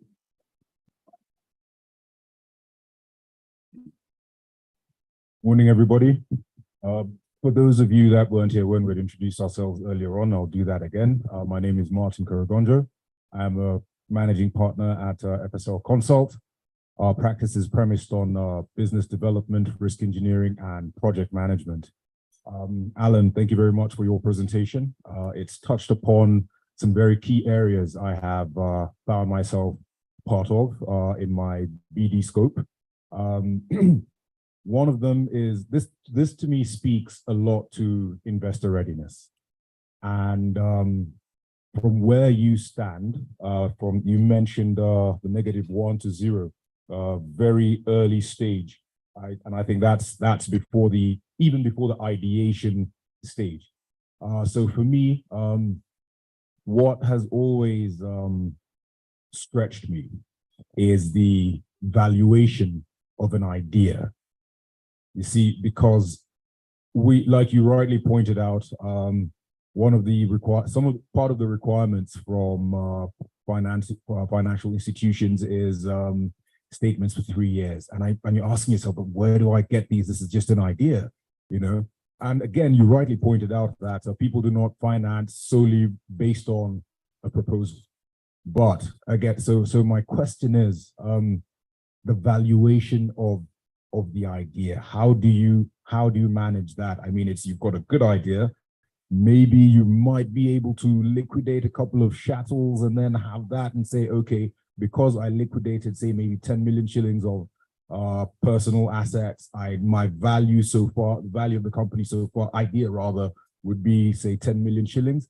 How that for me is a very gray area I would like to understand. And if so, does the Founders Institute, how do you deal with that? Thank you. Let him first respond to these two. Then we shall take maybe 2 more. So let me start with the valuation question. It's an issue for us that we take seriously from the very beginning, because there is no valuation for an idea. Because the whole concept or principles around valuation, it's based on cash flows. There must be money coming in or money going out. It is the net cash that we are going to use to assess how far this idea can work. So for early stage, for us, what we do is we require the founders to start selling early. They must start selling early. This is what we've been talking about, build a prototype and put it in people's hands. Let people start using it and pay you for it, because that information, that revenue, those sales numbers are going to give us a lot of intelligence about what is happening. So again, for us, it's you must sell early. And then as we look at these numbers, we get to see, and that's where maybe the assumptions will come in. How far can these numbers go? So that's why the valuation will kind of moderate it. But the foundation of valuation requires cash flows. So if the idea does not generate money or has not generated money, it's very difficult to give it a number. And we have seen in the US, for those ideas that we are given $50 million without evidence, that they are crashing, because now the market is putting value on cash flow. They are being asked, how much did you make last month? How many customers paid for the service or product? Are they enough customers to justify $50 million? And for many of them, the answer is no. And so they are collapsing. So valuation is essentially cash driven. And for us, from the very beginning, we require founders to start selling, generate sales revenue so we can get actual numbers we can rely on for much later. Yes, please. Okay, but at that point in time, a prospective entrepreneur is armed with only a hope and a dream and probably nothing to liquidate. So the sell bit is an issue. Yes, so this is why we have different ways of funding them. When they have to build a prototype, put the prototype in people's hands, and then we start getting the evidence. So on that particular thing, We don't fund. We have a model for a market-driven approach to fund those guys at that, because we need that evidence. But it also requires money at the same time. So we don't rely on valuation at that point. We pack it. That's why we have the safe agreement and the fast agreement. We shall discuss valuation in 3 years' time. Right now, we need evidence. Can this product move? If it can move, in how many hands? Can it go viral? That's the evidence we need early. If we are able to confirm that it can go viral, then we say, how viral? What is the space like? Is it 10 million, 1 million, 500,000? So when we get these early numbers, then we can commit and say, let's do valuation in 2 years' time, and then, make it a proper company. Okay, by dint of that explanation, does that then give you some semblance of equity in the ideas that you back? Yes, but we only know one thing. So for us, we can say, I want to buy 2.5% of the company, but I don't know the value. So 2.5% of what? We will determine that 3 years from today. Hence the So this is why I was saying that there is a big risk that in the Ugandan courts, that would be problematic, because the Ugandan way of understanding this agreement is it must be 2.5% of 1 million. Now we are saying the 1 million will be determined 5 years from today, and there are a number of conditions. Yeah. So in the Ugandan, we don't know whether in the Ugandan perspective they will respect such an agreement. So that's the conversation we are trying to have, that for early stage, valuation is incomplete, but a deal still has to be done. Okay, and then other things will come much later down the line. Now, just a little bit about the BDS and the value proposition. Our view is that every company has a stage. Okay, every company has a stage. So if you are early, there is no business you should be doing discussing seed stage conversations. Don't enter a room where people are talking about 50 million valuations. You will get a heart attack. That's not your space. You need to be in a room where we are discussing 10,000 to 5,000, because when you are early, that's your room. Your problem is, I need $10,000 to finish the year, to build a prototype. That's my conversation. At seed stage, they are raising $20 million because they want to expand and get into 5 markets, and I don't know, launch what and do a branding campaign. It's a different conversation. The problem we are getting in Uganda is that we are mixing up rooms. A pre-seed startup is going to a seed stage or Series A, and they say, I'm also after I'm a startup. So I'm here, and then you are in a room with Wave. Wave is raising $100 million. You are going to collapse hearing these numbers. If you're with Brian, he has been in the space for 3-5 years building. He has numbers, he has traction that he can show. Now, if he's raising $10, $20 million and you also come in as early, and you will have a problem. So my guidance is that value is based on your stage. Value is based on your stage.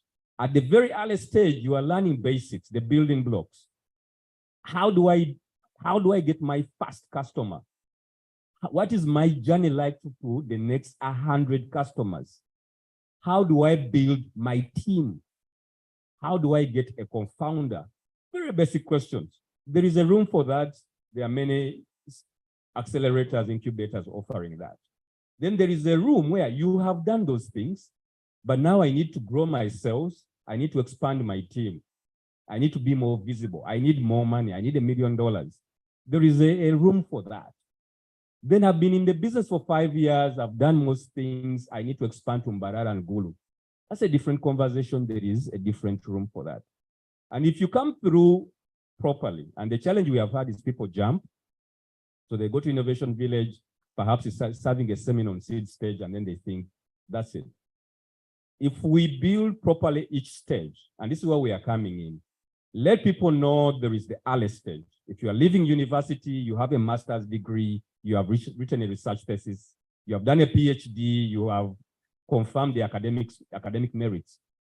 Start at the early stage. Now let's figure out how to turn the academic thesis into a company. People should know where that is. Then when they are done building the idea and the company, I can no longer help them because my job is just idea formation. And when it's done, I need to move them to somebody else who now accelerate, like Synapis. So for them now, they will help you now expand your team, do your revenues, raise $1 million, speak to bigger people. But even for them, there's a stage where they reach and say, we have done enough. You need to go to a Series A room where now you're going to be discussing $50 million, going to 5 markets, doing the fantastic stuff. It's a journey. So for me, the value proposition is that one, it's a self-assessment, know your stage, and then get into that particular room. The value will become very clearer. You can keep an eye out on the other future stages, just to keep an eye, where am I going next?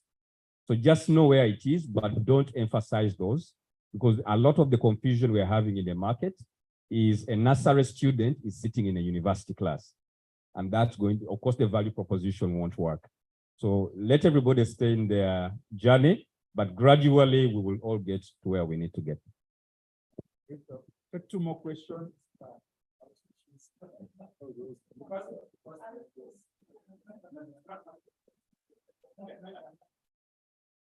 Oh.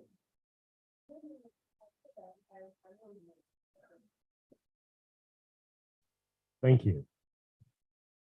Thank you very much, Alan. I must say that I am personally very happy to have listened to you.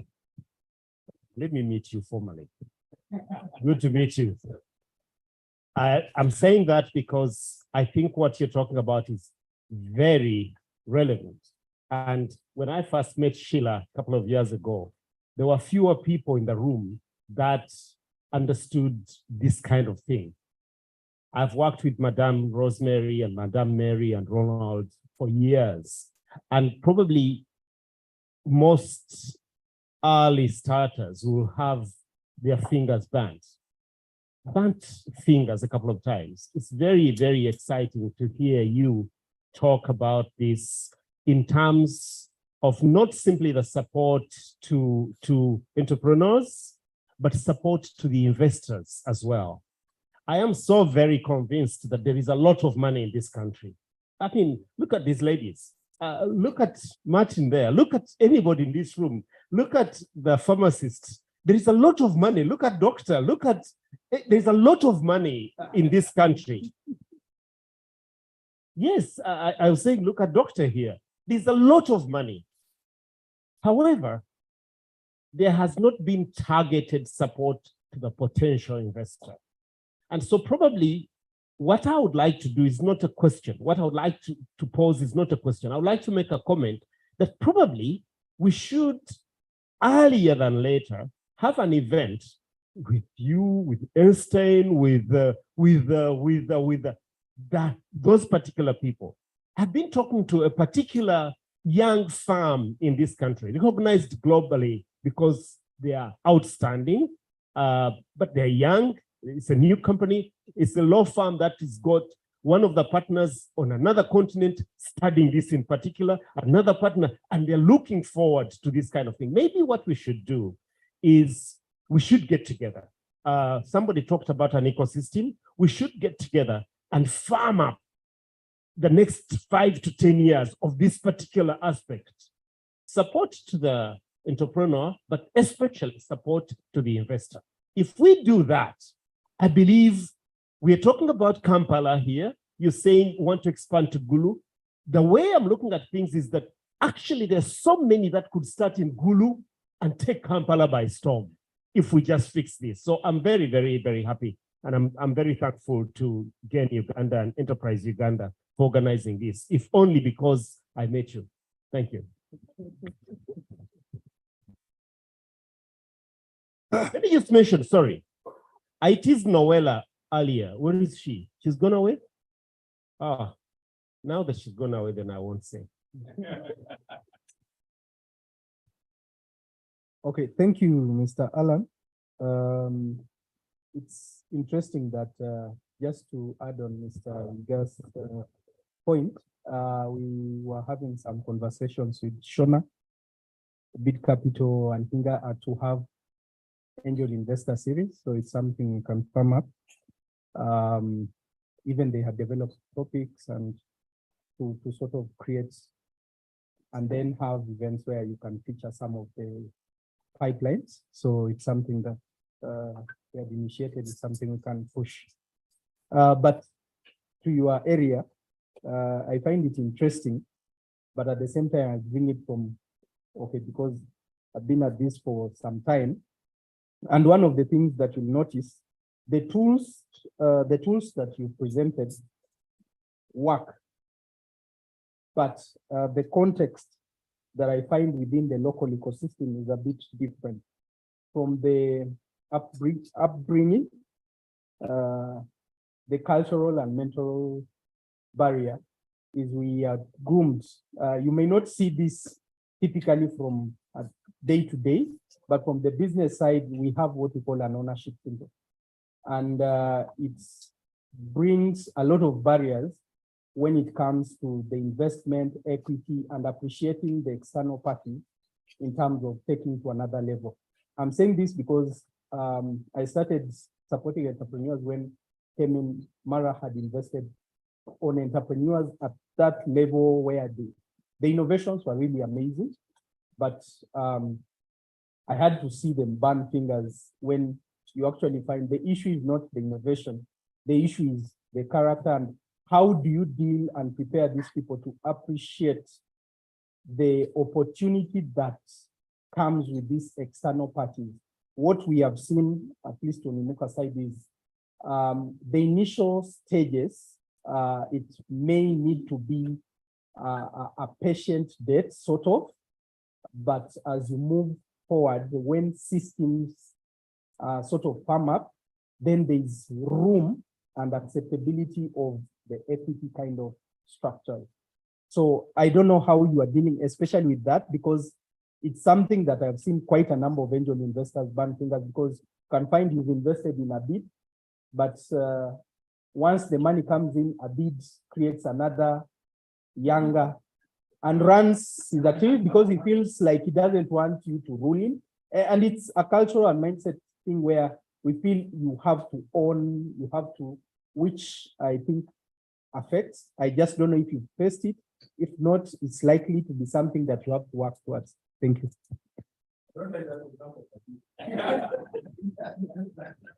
Okay, so I think one more, then we Alan.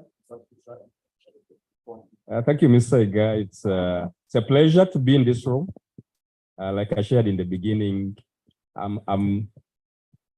think I have a name in the investment side. I'm just a novice in the entrepreneur side.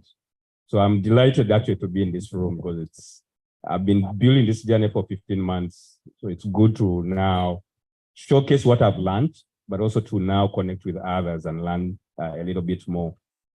I'm looking forward to the sessions on angel investing because a lot of people now from the my investing side ask me these questions. We want to invest in ventures. What do we do? And so I think having a dedicated space where we can go into the details of these conversations, the challenges that we see would actually be very helpful in catalyzing that space. But it's true, as Ugandans, we have this aversion to sharing. It's, you can see it in our land stories. All right. Everybody gets a piece of land and then it is subdivided built like this. Instead of people sharing, clearing and moving to one side and leaving land for farming, then everybody subdivides. It's a mentality we picked from the land issues and we have brought it to the startup space. People don't like to share because it's my idea. I'm the one who has been working on it. It's my thing, I should benefit. But there's no way you're going to move forward unless other people bring in their expertise as well. As a founder, you cannot be the branding expert. You cannot be the finance expert. You cannot be the IT expert. You cannot be the manager. You cannot be the HR, the hiring person. You cannot be the sales. There are people who are trained to do this thing for a living. They understand their ins and outs. So you need to build around them as well and carry them. There's a mindset that everybody must be a staff. That's the other challenge I see. But then there is one person at the top, the founder, with everybody else as a worker. Of course, that means people's energies are less if they are working for you, especially at the startup, because your money is like this. This month you have money, next month you don't have. So people start to give you less energy. To manage this, what we're encouraging now, this is what we are teaching, is that you're better off at the early stage working with consultants because they are already grounded in their space and they have a way to earn money anyway. But because they're offering you time and effort, which is valued, then recognize that in a way. Put that into the company as well. And what we do with the founder advisor agreement is to recognize that. Because you want high caliber people working with you.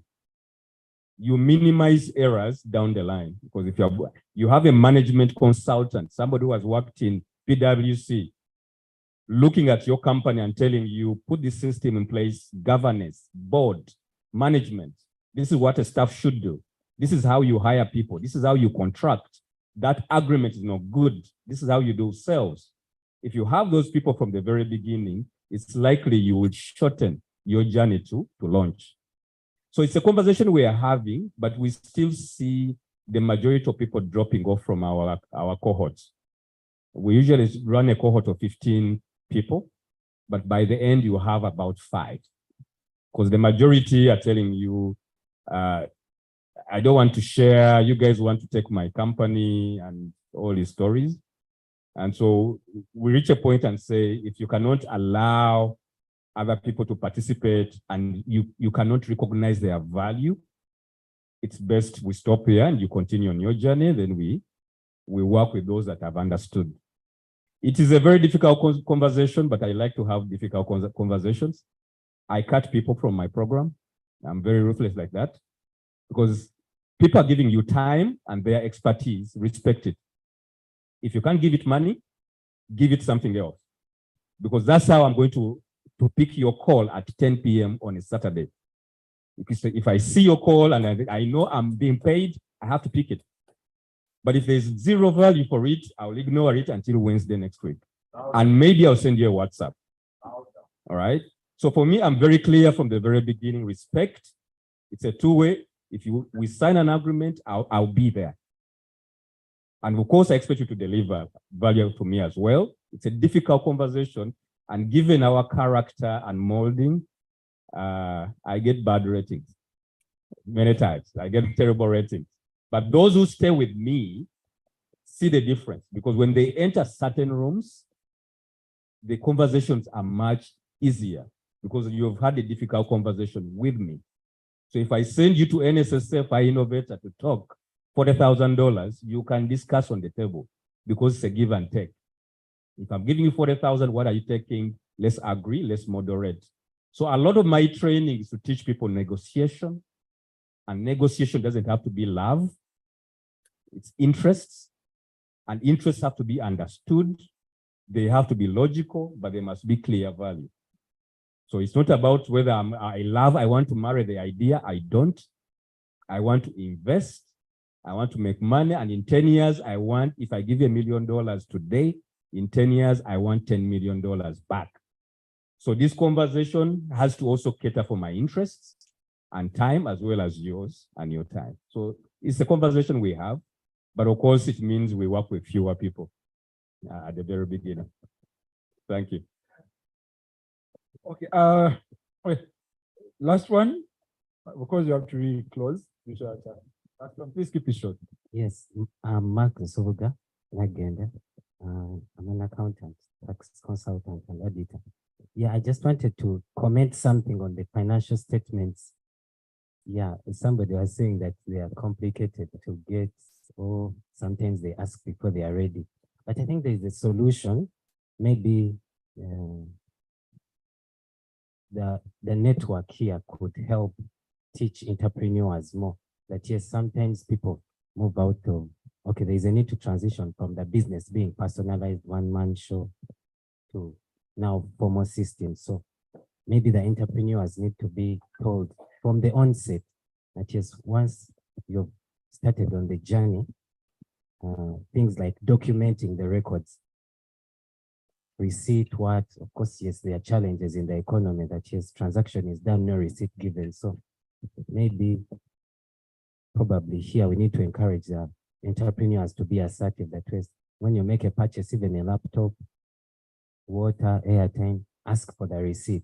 Now, that will tie into the financials. So if a person is asked 3 years financials, yes, me as an accountant, I would ask them, yes, even if you incorporated in the last year of the 3 years, could still make for them 2 years financials as an individual, assuming the records are there, because there has to be backup. Then 1 year when you've been incorporated.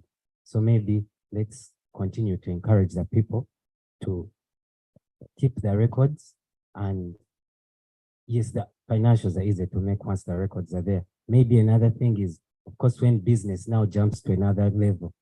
Yesterday I was talking to a gentleman who's in family business.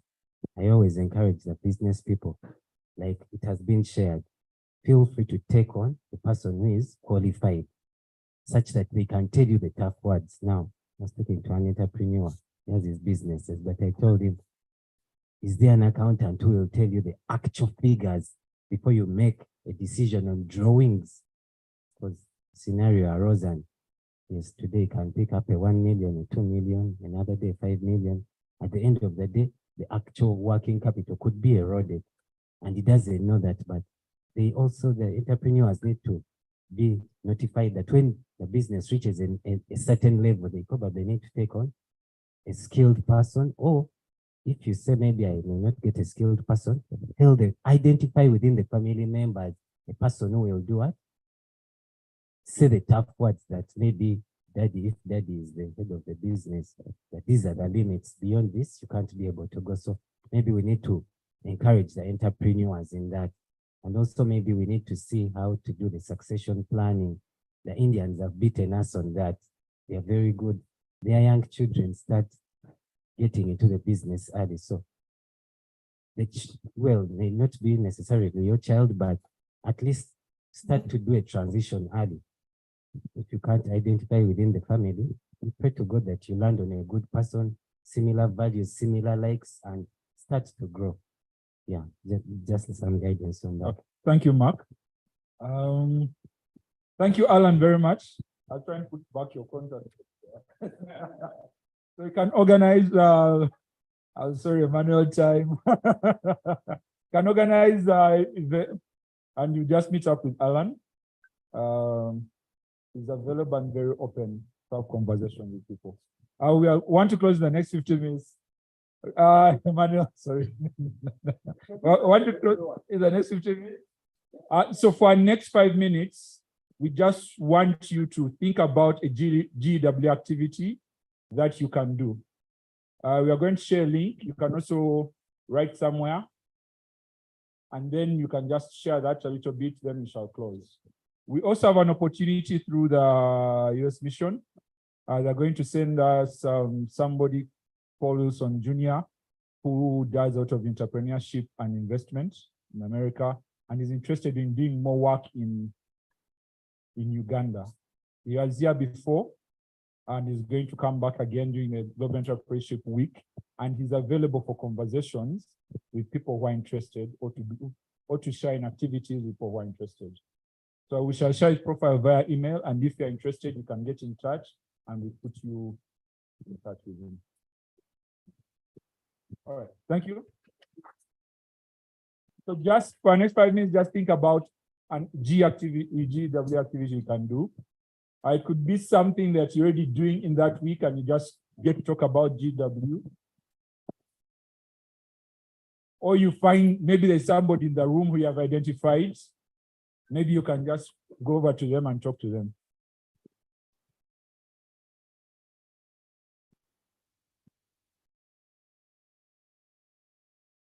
Yeah, you can move around if you want to talk to somebody in particular about a particular GW activity, then we shall close officially in about 5 minutes.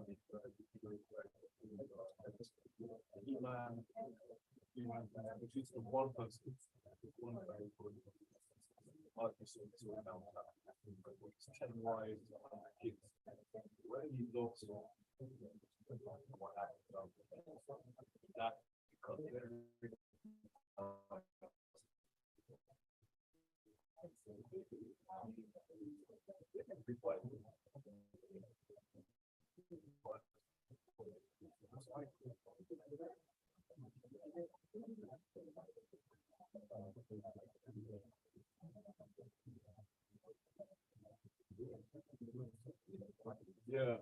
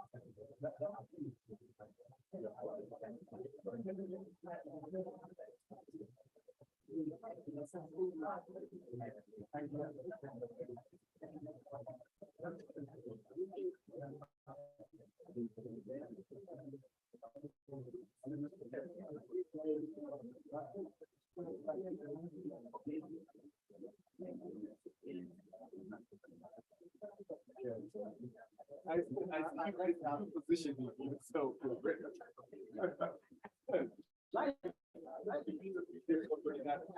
Grassroots engagement has been done. One more.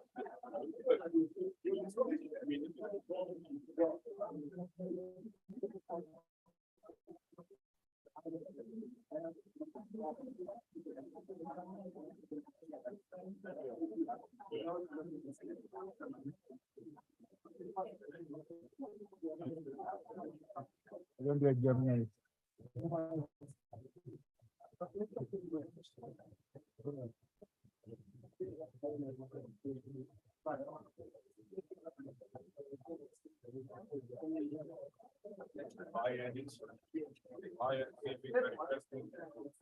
Okay, so we are, I said 5 minutes, just think about particular potential ideas you can do. I'm going to invite the Managing Director of Gen Uganda to close. Roy, Tony, Alan, please give us your attention here to close. I want to invite the managing director of Gen Uganda, Mrs. Mary Odongo, to close. Already a few activities have come in. So far, I knew about doing 2 game nights. Innovent doing a game night? Yeah. Ansi Works also going to do a game night for the ecosystem. Okay. All right. So,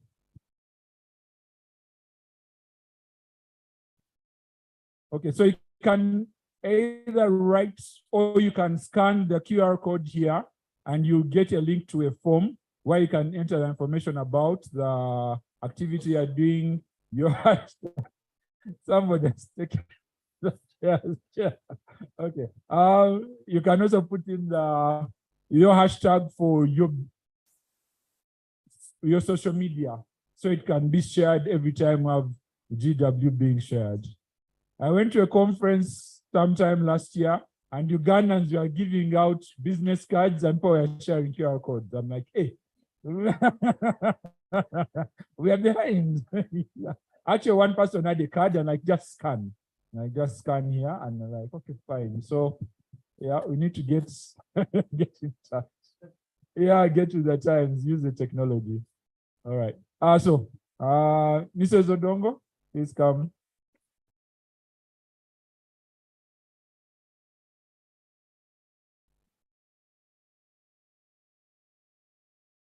Hi, is it on?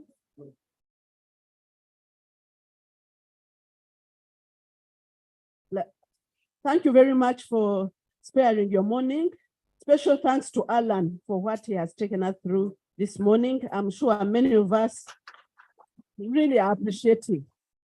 And as Gen Uganda, Global Entrepreneurship Network Uganda, we shall endeavor to hold such forums at least quarterly so that we learn from one another, because there's so much knowledge in our midst which we are not using. So please be available, share what you have, and we'll develop a very strong ecosystem to support our entrepreneurs and our investors, as we learned today, even need to support investors. So mine is just to say thank you and to re-echo some of the things that have already been communicated. The Global Entrepreneurship Week runs 13th to 19th November. Please do something. Please carry out an event, whether to inspire, to connect, to mentor or engage the entrepreneurs. Let's celebrate entrepreneurs. Another one to remind you is the Global Entrepreneurship Congress, which they have been calling GEC Plus, which will be in Cape Town. Please encourage the entrepreneurs in your circle of influence to participate in this competition. There's going to be a pitching competition, but you have to submit. The link will be availed. You submit, and then the top 10 will be allowed to pitch, and the winner will be given a ticket to South Africa to participate in even a higher pitch. And there's $100,000 to win. But we will also invite other business support agencies to participate in this, even to travel to South Africa to learn some more. Because as Alan told us, it's education. What did Alan teach us? Education and funding. Those are the key issues for the entrepreneurs. So a lot of education, even for ourselves, even as we support other entrepreneurs. Please, as you do an event in the Global Entrepreneurship Week, make sure you record, you document, share with us so that we can amplify what you are doing. They told us about sharing handles. I hope, Derek, you're going to put that into effect, because if even just as we are here, if we follow each other and like each other, we can have a presence on the social media. Thank you very much. Thank you for sparing the time, and see you during the GW Week.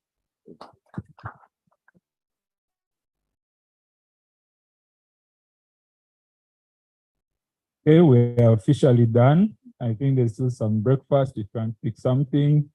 Okay, now it's free for all. You can interact, can mingle. Please do share your activity and your social media handles, and do interact with people in the room who are of interest. Leave with at least one new contact. At least. Okay. Thank you very much for that.